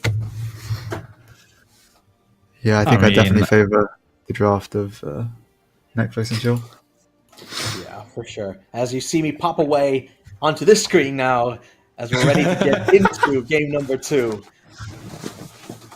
As if working a double shift in this game too, moving from the analyst desk to the caster desk. But as a humble commentator, I can do nothing more than agree with you guys. Absolutely, Netflix are. Yeah, their draft is definitely looking really good, and we'll see if they're able to, to put it to use and make something of it in this game too. But that's for them to decide, and for us to just simply watch and see how it plays out. But yeah, D-Man, before we let you go, as I asked you in the first game, where do you think we should keep our eyes for this game too?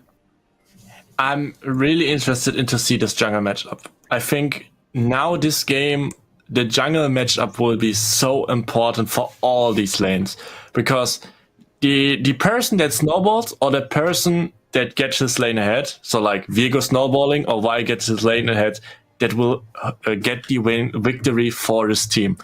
And I'm really interested to see how will be the pathing, because we saw in game 1 they are pathed away from bot lane. And now I hope we see their pathing to the side of bot lane. All right. Well, you guys heard it here first from the man himself, providing us with a great analysis as always. And as we fly into this game too, we're gonna have to keep an eye on that. If if things go in favor of the Netflix and Chill team or the Shetland Super Server, time will tell. Absolutely. And you'll imagine here that the Malzahar is probably going to have the push in the mid lane this time around and be able to help his jungler at the Scuttle Crab fight. Fizz not very good at pushing waves in this early on. Malzahar being very good at it at all times of the game. Absolutely. Yeah. Definitely some interesting rune choices here. We see the press attack from Viego instead of Conqueror. I think he just wants to get in there and get a quick one shot. And Guardian from Star on the Seraphine instead of maybe the Airy or the Comet. Rex is getting found out.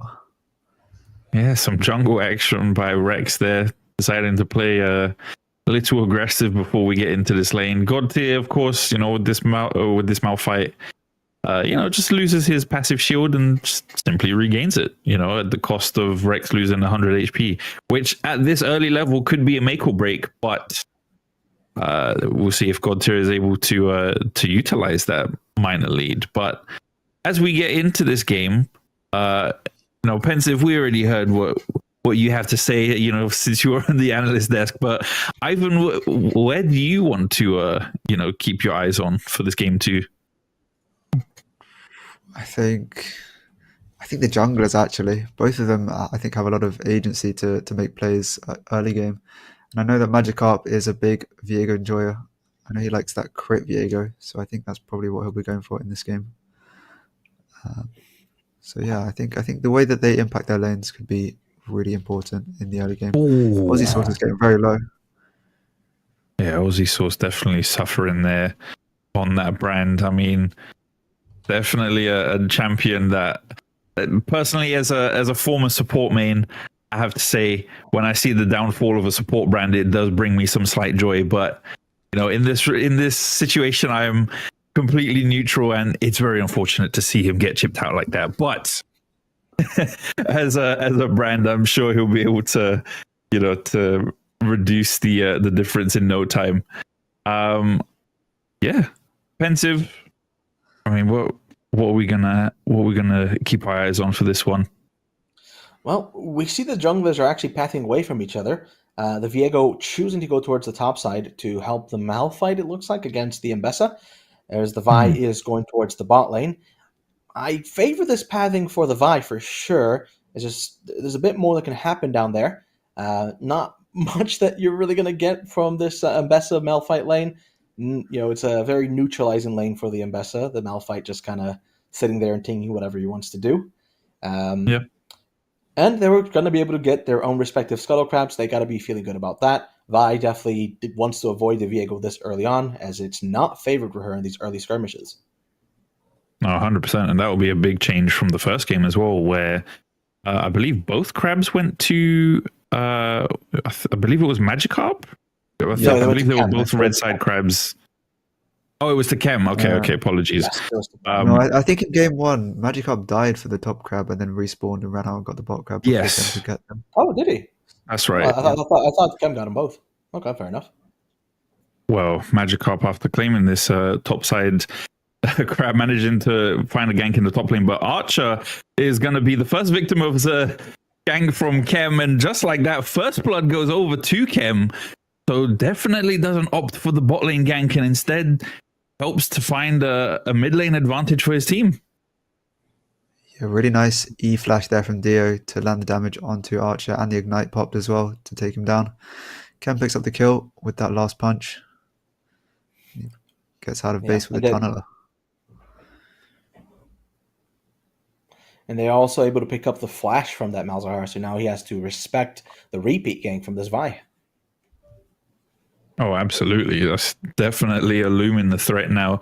I mean, a Malzahar with no flash is not really the end of the world since he has that spell shield, with his passive. But once that's gone, you're completely exposed to the forces of nature that be Vi and her two fists. But here we go. We've got a replay of that, how it went down. I mean, it was fairly swift and straightforward. Yeah.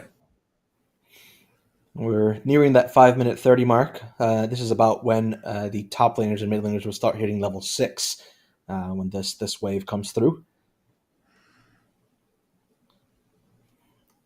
And we gotta expect maybe something out of this Malphite. Very powerful ultimate.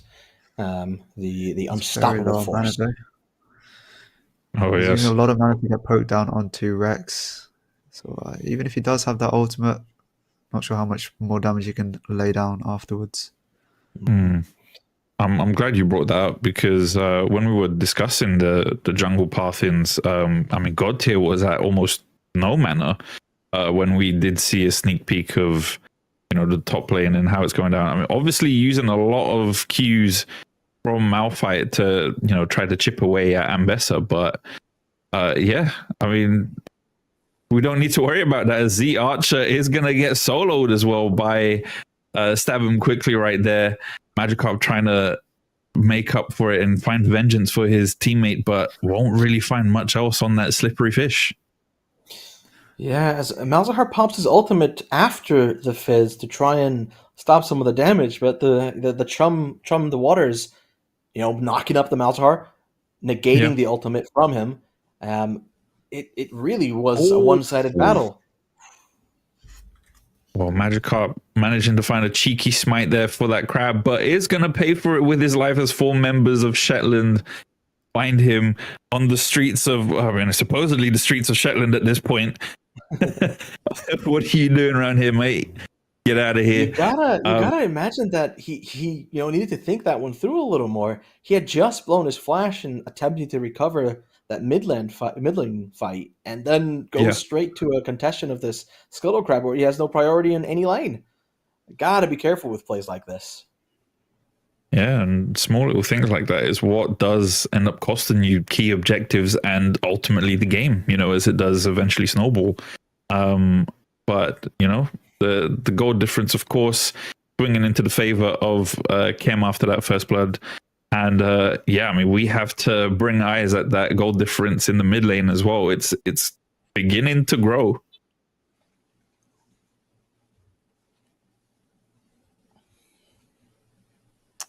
Yeah, we're starting to see some items coming out. Lichbane first, looks like for Dio, and the Collector first for Magikarp. Going to be building into those soon.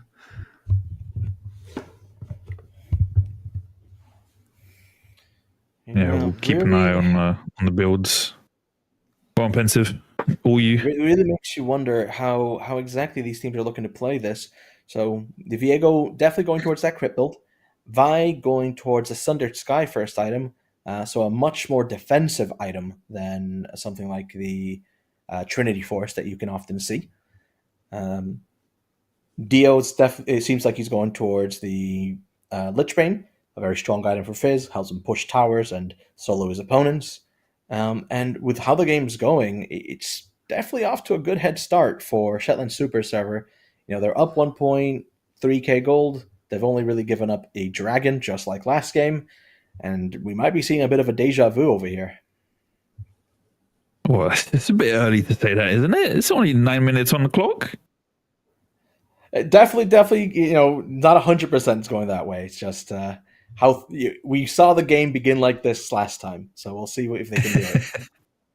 Well, as I often say in quite a few games that I've commentated, we may be starting to see shades of the first game as, the lead and the chasm does begin to grow for the Shetlands and to the detriment of the Netflix team. Magikarp eating both waves of Seraphine's. I can't remember what ability that is. I believe that's a Q. Oh, that's an E. Okay, eating both of those. I mean, 2 E's. I hope he's definitely getting some phone signal after that. Chem is going to be found out here by Magikarp on the blue buff. Oh yes, well spotted and smited as well by Magikarp, keeping his blue buff. But Chem, I don't know if you want to pick a fight with this fight that has the advantage. And wow.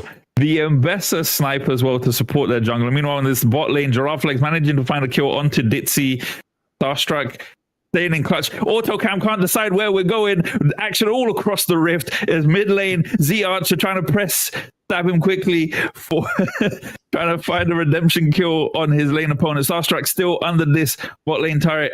And of course, God tier as well, running for his life and ducking under the turret. I mean, goodness, so many things happen in such a short amount of time. What did we just see? Very close fight in that jungle. It looked like it was going towards Vi in that fight. However, you got to remember that Magikarp hadn't really used his ultimate there yet. So it could have very easily burst out the Vi had Rex not shown up with that public execution to stop him in his tracks.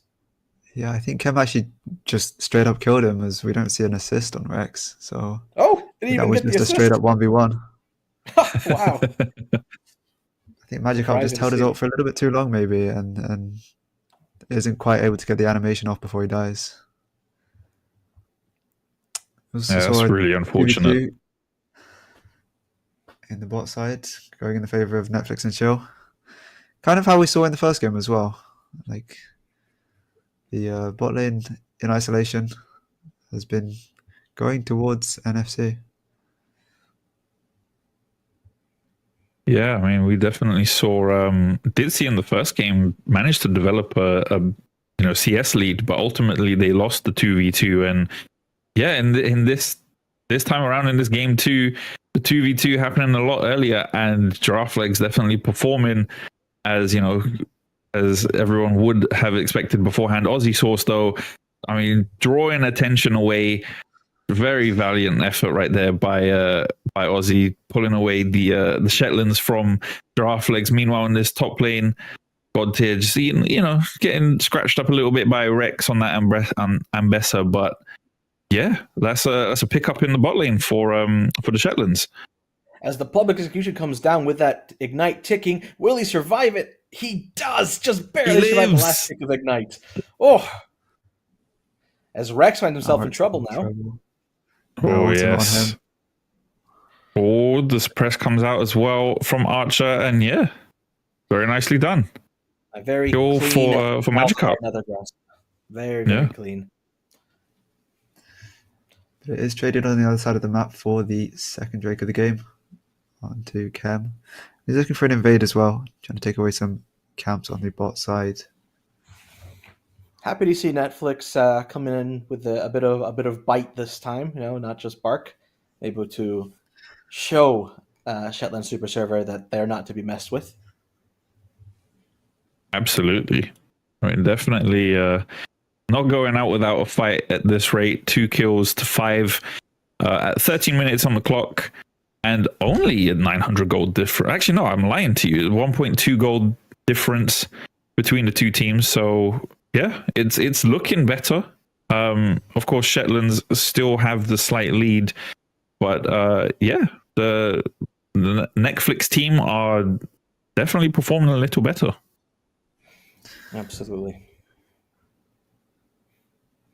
Yeah, I think similar to game 1 as well, I would say that Netflix do scale a little bit better, but they just have to get to that late game relatively unscathed. Ooh. Yeah, the Ash arrow coming out there, but to no success. Oh, actually, I'm lying to you. Aussie Source trying to solo Ditzy right there as Chem finds a kill onto Giraffe Legs, and Aussie will fall soon after. I mean, very, very valiant effort again by Aussie Source, but that is the bot lane duo for Netflix falling right there. Incredibly well done by Starstruck to keep her AD carry alive, using that heal and shielding. Just barely gets Ditzy out with a sliver of HP. Yeah, that's why she's the unsung hero, I guess. It's the ultimate to one to get the kill. Keeps the ADC alive as well. Yeah, absolutely. I mean, you don't run the Guardian rune unless you plan to be the protector of your lane partner, right? But Starstruck, yeah, doing a good job for assists at the moment. In comparison to the lane partner or lane opponent who only has the one to their name. Yeah, I mean, one thing we don't really often do is bring attention to the supports unless they're on a big playmaker. But yeah, Starstruck has definitely been performing so far in this bot lane. Yeah, and there might be a fight starting around the Heralds. Seeing Dio going on to Archer, and the top side Magikarp going on to Rex. Dio needs to be careful here, though. He's finding himself really low. Oh my goodness. He does pick up the Archer, but falls using his flash to try and get away from the last tower shot. Oh, will Magikarp be able to escape? Manages to use the Viego ult to get out. Chem not letting him go for free, though. Trying to chase him down. Manages to land the... he won't need it. Gets the Q, and just like that, finds the kill onto Magikarp. I mean, we had a very cinematic mid lane trade happen just before Chem managing to find a kill, and also the trade as well in the top lane. But could this possibly be the Herald advantage for the Shetlands? I think it will be. With Magic Art still to respawn in about 6 seconds.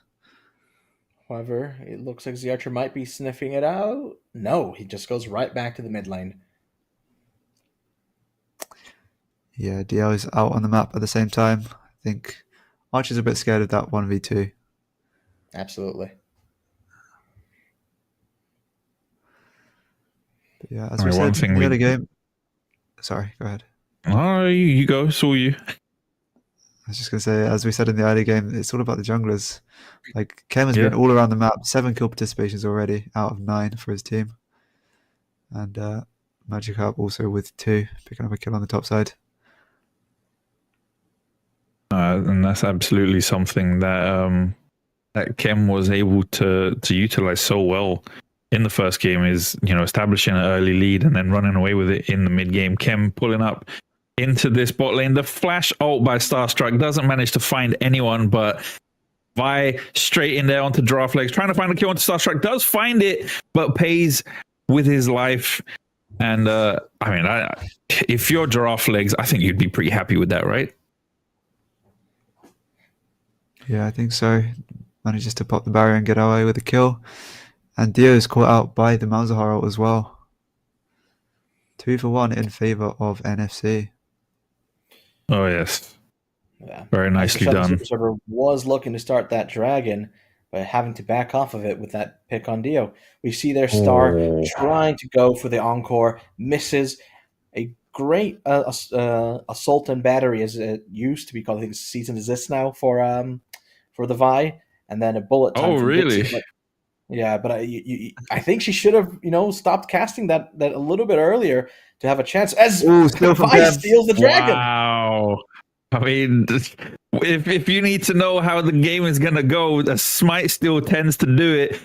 Double kill coming out as well for Kem. Is he going to find a triple? No, Ditzy will claim the third. Giraffe Legs trying to find something out of nothing, though. Will possibly go down here. Yes, double kill goes over to Ditzy.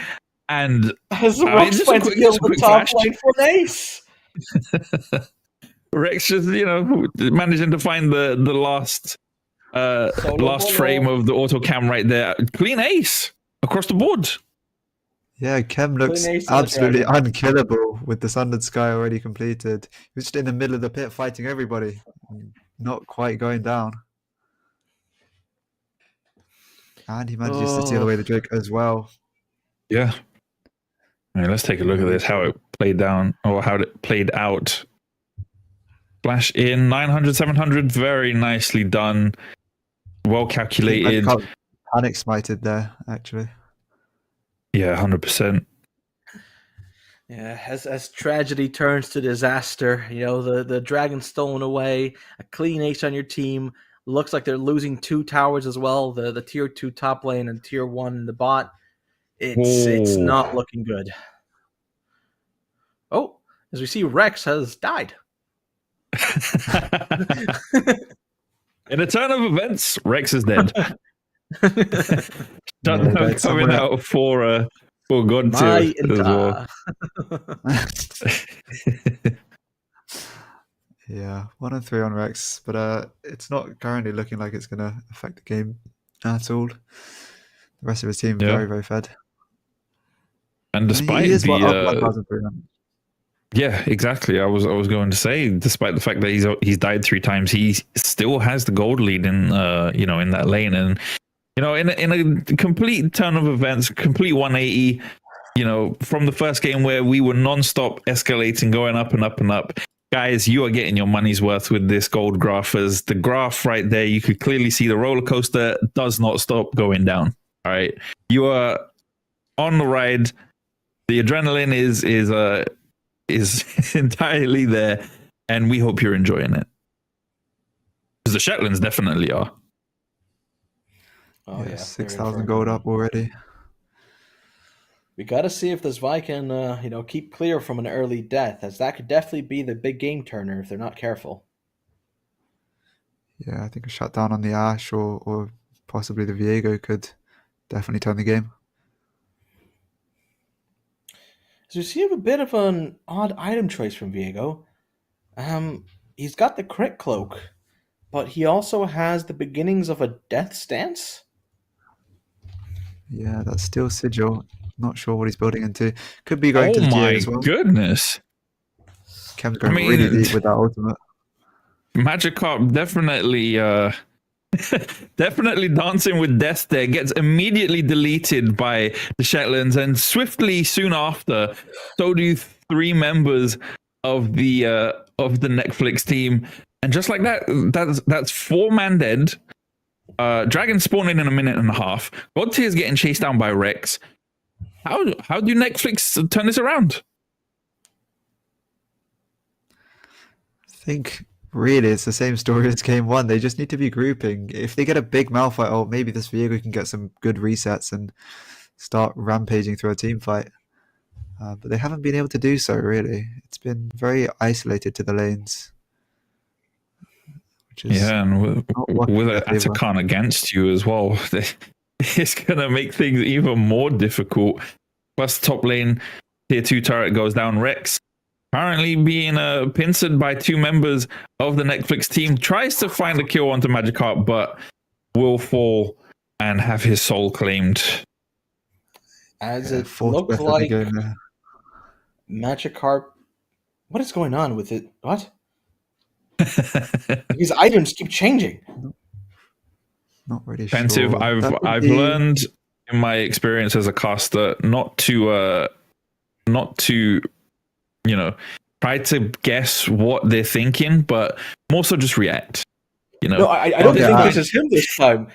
For a second ago, he had a phage and a Doran shield. Wow, that's just him taking the Ambassador's items. Oh yeah, of course, duh. Oh yes. Yeah, Viego. Yeah, my bad. And this is why we're here commentating. I think he is building towards that death dance and just an extra crit cloak to boost up his crit chance.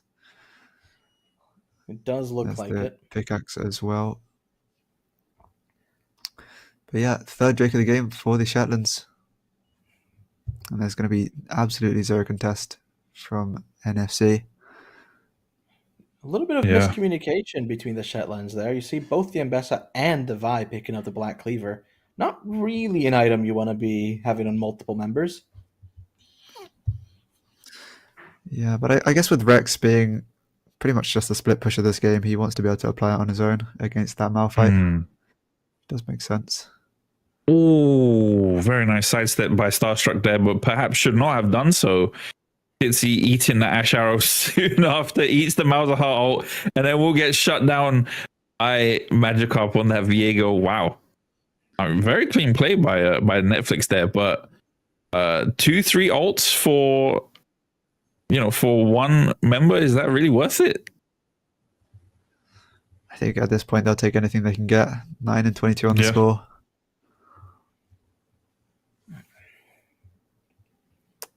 And Magikarp's picking up a couple kills. 6 on 4 for himself. He's got that death stance completed now, and it looks like he's going to go towards an IE possibly. With that pickaxe. I mean, look at that. Yeah, just 0 outplay for Ditsy. Gotta think maybe Ditsy should have thought about flashing away a little earlier there. But she was not suspecting the Malzahar with that nether grasp to lock her down. No, absolutely. I mean, if anything, in that position, you have to take it as a compliment. The fact that they see you as such a priority to take you out, But I mean, when you're 1.7k gold ahead of your lane opponent, perhaps it makes sense why. Yeah, definitely. Absolutely. Newton. It looks like he's going towards the shield bow. It's the usual second item for a crit Viego. Yeah, I would guess so. I think he decided against that pickaxe. Ditsy might be in some trouble. Not quite. But yeah, it looks like they're starting to group to go towards this Baron that has just spawned. Okay, I'm looking for a pick onto Giraffe. As we see the cease and desist hit Giraffe. But Blink and you Magikarp miss answers it. with a kill on Ditzy. Oh, and the Malzahar ult comes out as Oh! well. Chem with the... Oh, my goodness. Doesn't These manage are to the walk out resets of that it. Magikarp needs. This is what we Big wanted to see. shutdown They going over to regroup. Magikarp. That's exactly what he wanted.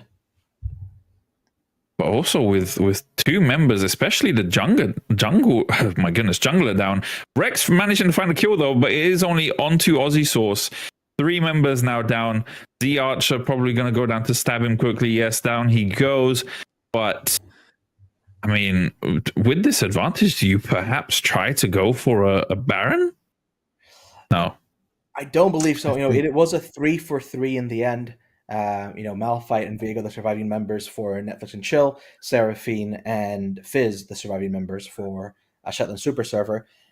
But while it was a 3-for-3, it was overall much more positive for Netflix and Chill. Huge shutdowns going over to the Viego. He's now a force to be reckoned with. You'll see when he recalls, he'll probably end up finishing the shield bow, and they really need to start respecting him now.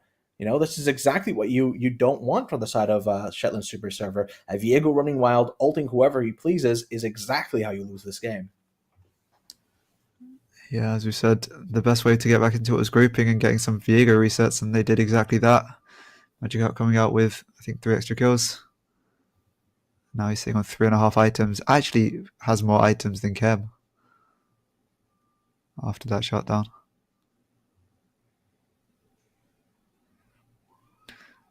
Kind of crazy to see, but 50 seconds on the next Drake. This could be sold for the Shetlands, which might seal the deal if they can secure it. We'll see if they're able to do that. They're trying to set up a trap Malphite here. being in a bit of a tough spot here, but not really the target you want. Chem and Dio in the bush. They're not going to go on the Malphite. Well, Wisely easy choosing to go pickings. onto Aussie Sauce here instead. Easy pickings are easy pickings. You can't complain much about that. Aussie Source will go down. Shetlands, positioning themselves into... I mean, they've got all the critical vision needed for this dragon. Perhaps missing just that ward right there. You could see in the river bush, Starstruck dancing around it, but isn't really gonna sweep it. But the dragon has been started. All 5 members from Shetland are hovering around this dragon pit. We've got Giraffe Legs sitting hard. Yeah, Can Magikarp steal a Drake back? No steals will be had, but we've got the bullet time coming out here. 2 members of the Netflix team, 3 as I speak, go down. Giraffe Legs, I mean, perhaps a little bit of disconnect there. Giraffe Legs was isolated by himself in the mid lane. Didn't really go to help out his teammates. And they seemed a little hesitant to try to challenge for that dragon, but was there perhaps a little more they could have done there? You see here Rex very wisely choosing to go in with the public execution to deny Magikarp any ability to actually steal that dragon, allowing his team to secure it. Very big CC chains coming in. Bullet time, no ultimates really used from the side of Netflix and Chill.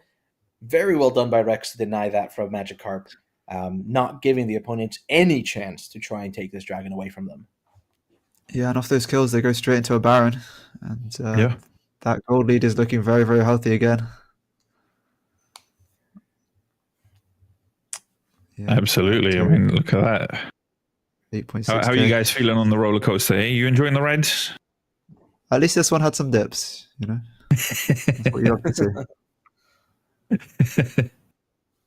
Oh, with a gold lead like that, 9,000 gold difference at the 30-minute mark.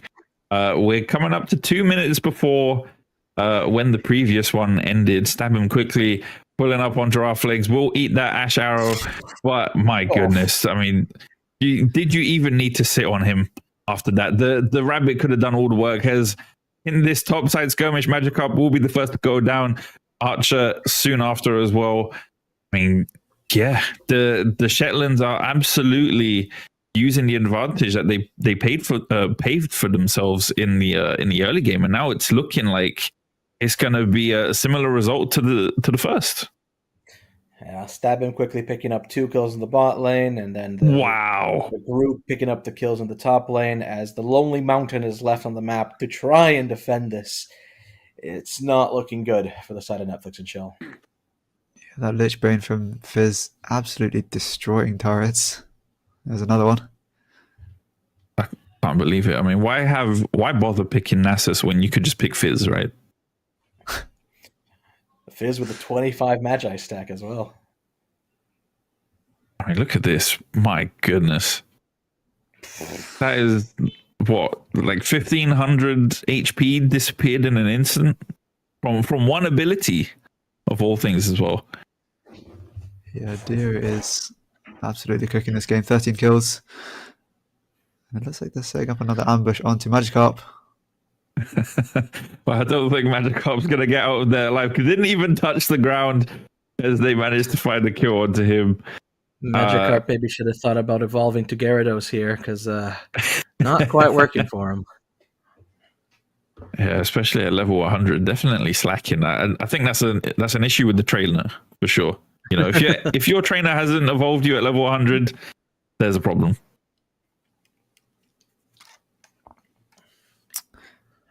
Yeah, the Shatter's picking up 2 inhibs and they're going to back off now. Nothing really up for the next couple minutes, so I think they'll just have to go back to sieging without the Baron buff now. I mean, there's not really much left to siege, right? Aside from the obvious Nexus turrets. Yeah, only the top lane inhibitor and turret standing for the Netflix team. Yeah. I mean, there's not much to defend at this point. I'm really hoping think- Netflix and Chill can try and find a fight together. We haven't really seen the Malphite utilized at all in these team fights. Yeah, I that's a good think point. maybe with this much of the base taken, it might force Netflix and Chill to actually like group and fight together. We saw them have a sort of winning fight earlier when they actually grouped, and since then they haven't really stood together very much. Yeah, it's definitely seemed to be a reoccurring thing throughout these 2 games. Just a small amount of, I say small, but it's costing them games. A noticeable amount of miscommunication amongst the team. So seemingly not all on the same page as well in terms of how they're approaching these objectives, rotating around the map, and even approaching these team fights as well. I mean, look at the Shetlands roaming around as a death squad together, and yeah, I mean, when you've got coordination like that, you can kind of see why the Shetlands are in this position of advantage. Yeah, definitely. But here we're actually seeing 4 members of Netflix and Chill moving into jungle. Ooh. We've got As the 2. Asher followed by the Nethergrass finds Chem, falls low, but here comes the Fizz, absolutely making them fear for their lives. Oof! As the Malphite ult is used to just shut down the Fizz, as he's just destroying everyone. But you still have 3 healthy members of Shetland Super Server just slowly wiping them out. Yeah, this does not. I mean, this can't feel good. When you've got the mid laner casually diving your entire team, managing to take out 1 member almost a second, your key ult that you've been emphasizing so much, the Malphite ult, was used for the Fizz alone, and now 4 members of the Shetlands, happily march in, take the base, and just like that, game 2 goes over to the Shetland Super Server. D-Man, what did we just watch? Yeah. That was a total domination from this jungle mid duo from Shetland Super Server. I mean, my heart is dying to see an ADC getting one shot like that. Oh, what Fizz did to Ash. Yeah, that Fizz ult was absolutely diabolical, honestly. That just seeing Ash, disappear in the blink of an eye is something you don't want to see. Not only as a spectator, but as somebody on the Netflix team. But unfortunate for them. Congrats to the Shetlands, of course, for bringing it home with that very commanding 2-0. Yeah, so Yeah, they well, are securing place 3, I guess. I think it was like in this scenario. So they're securing this place. So congratulations for this. It was a real dominant game in game 2, I think. I mean, we saw what happened, what we told in the draft. They're taking away the fizz. Oh, how will this go? Yeah, we're sitting here now, all flashed how Dio performed on that fizz, I guess. Absolutely. A very good performance by Sheldon Super Server. Shout out to Dio stepping quickly on that fizz, just absolutely showing up and doing everything he needed to. Well played to Shetland Super Server, winning that 2-0. Netflix and Chill, you tried your best, you tried what you could. Don't take it too hard. Go back to the drawing board, and I'm sure you can come back strong when he comes into the playoffs. Yeah, I think we've got Ditzy here for the interview now. Ditzy? Hello. Hey. Hey, Are you going Ditzy. to hear me? Yes, you can. Amazing. Yes, welcome and congrats on the big win. Yeah, I mean that was very well performed. I do have to say, one thing that I thought was great was how we prefaced this entire series with a really good interview with Giraffe Legs, and how he was talking about how you guys need to look out for his ult steals with the Jinx, and how well he's been performing and whatnot, and then you just show up and just casually just shut that all down, and had a really good laning phase, and also translated that really well into the the result of the game. Yeah. Thanks for saying that. I mean, I know that. So we played scrims against Giraffe's team, or a version of Giraffe's team, before the season had started, and it went so different. It went very, very differently from what you just seen. So the team has done such an amazing job of we've been playing loads of games together, spent loads of time together, and our synergy has just gotten better as time has gone on. And I think you could see that in that game. I think that was the difference. It wasn't draft, it wasn't counter picks, it wasn't whatever. It was literally just us being able to play as a team. So honestly, 100%. big up every single member of my team. The comms were on point. Everyone was keeping an eye on everybody else's position, not just their own. It was great. And you even kept Rex from overfeeding. I'm so proud of you. Well done. You give Rex too much stick. Rex played very well. He played a really good game. Yeah, you've won your last 2 series now, and how do you feel going into playoffs? I think you will be going against Elo Patrol or Absolute PG, guaranteed. Okay. Yeah, I feel good about it. Yeah, I feel really good about it. The only thing is now is that because we've played so many games and you're going back to play the same people, you're obviously an open book. People can kind of see how you want to play. And they can maybe take a little bit of time to figure out how to play against that. So that might be where the games get a little bit more interesting. But no, as a team, the team feels solid. And even though that last team comp was absolutely hilarious, I am not going to lie. So the Seraphine pick was mine. I thought the Seraphine pick was mine. Yep. And then I panicked. I seen the enemy comp and I was like, I don't think APC is enough consistent damage against this team if this game goes late. That was just my thought, and I was like, maybe I just play MF. And maybe that's just better here. But then I was only thinking about consistent damage and not thinking about the number of things on the enemy team that could just press a button and stop me from being able to play the game. But it worked out. Yeah, they weren't quite Absolutely. able to get everyone back in to actually take you down. Yeah. Ditzy, congratulations. But you know me. You know me. Yeah. I deleted my message to you. Oh Because no, I you will should have ask just it. said it. I will Oh, you're ask it gonna ask now. it here. Okay. Why you went first strike into into Ash Brand, and especially went lethality?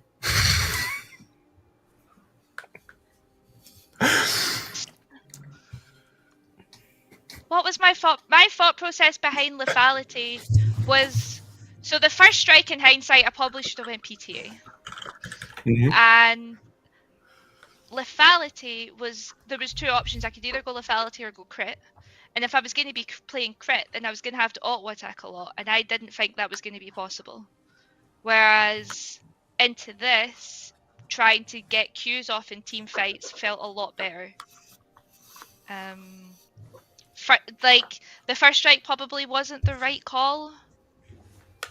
I think I managed to make quite a small, well, I didn't make a huge amount of use out, get a lot of use out of it, but yeah, maybe PTA would have been a better pick. But the lethality felt like the right call. Perfect explanation. 10 from 10. I'm happy.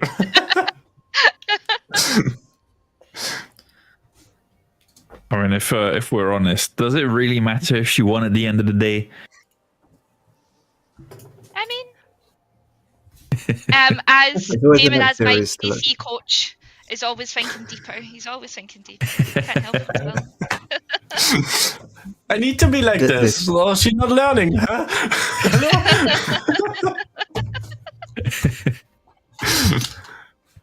Let's see, who's your pick for your team's MVP this series? Has to be That's Cam. a big question. Has to be. Has to be.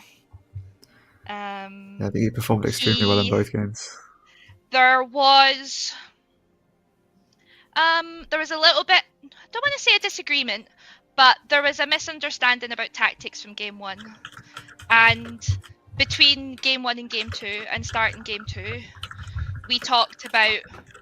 we were just super clear about what we were thinking and how the tactics were going to go. And Ken was like, okay, absolutely, I'm on it. And he was so good at just calling out all of his decisions and where he was going. Got some incredible picks. And he's also just amazing for team morale. Like, everyone is, but Kem especially. Like, he's the biggest hype man. So, definitely my MVP for this series. Yeah, I would have to agree. I did a VOD review of your team at one point and talked about some issues your team had. I saw all of them gone. Do you think your team's really taken on some of the feedback from earlier series, and you're a better team now than you were at the start of the season? 100%. Yeah. Yeah, we play so much better as a team now. I think to begin with, it almost felt like solo queue but with comms. Whereas now it actually feels like proper competitive play. So, yeah, for sure. I've got a that's always great to hear. For life now. I have a suspicion about what the misunderstanding could have been. Was it something to do with Kane starting his bot side Raptors and having top? Yes. I'm an ADC player and I'm on my main champion. I just want to be the main character. That's literally it.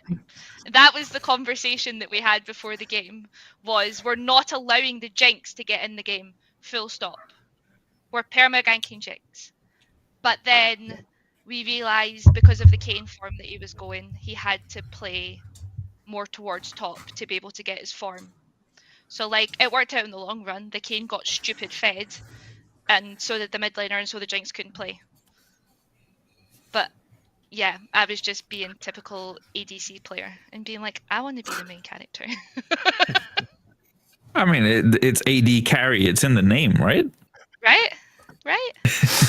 But no, I don't gank Damon ever. Hey, I don't say anything. I don't say anything about team splits here. No, we are getting free games. You're a bigger person than me. I can't keep my mouth shut. The only thing I will say is the Smolder incident and everything is fine. All good. All good.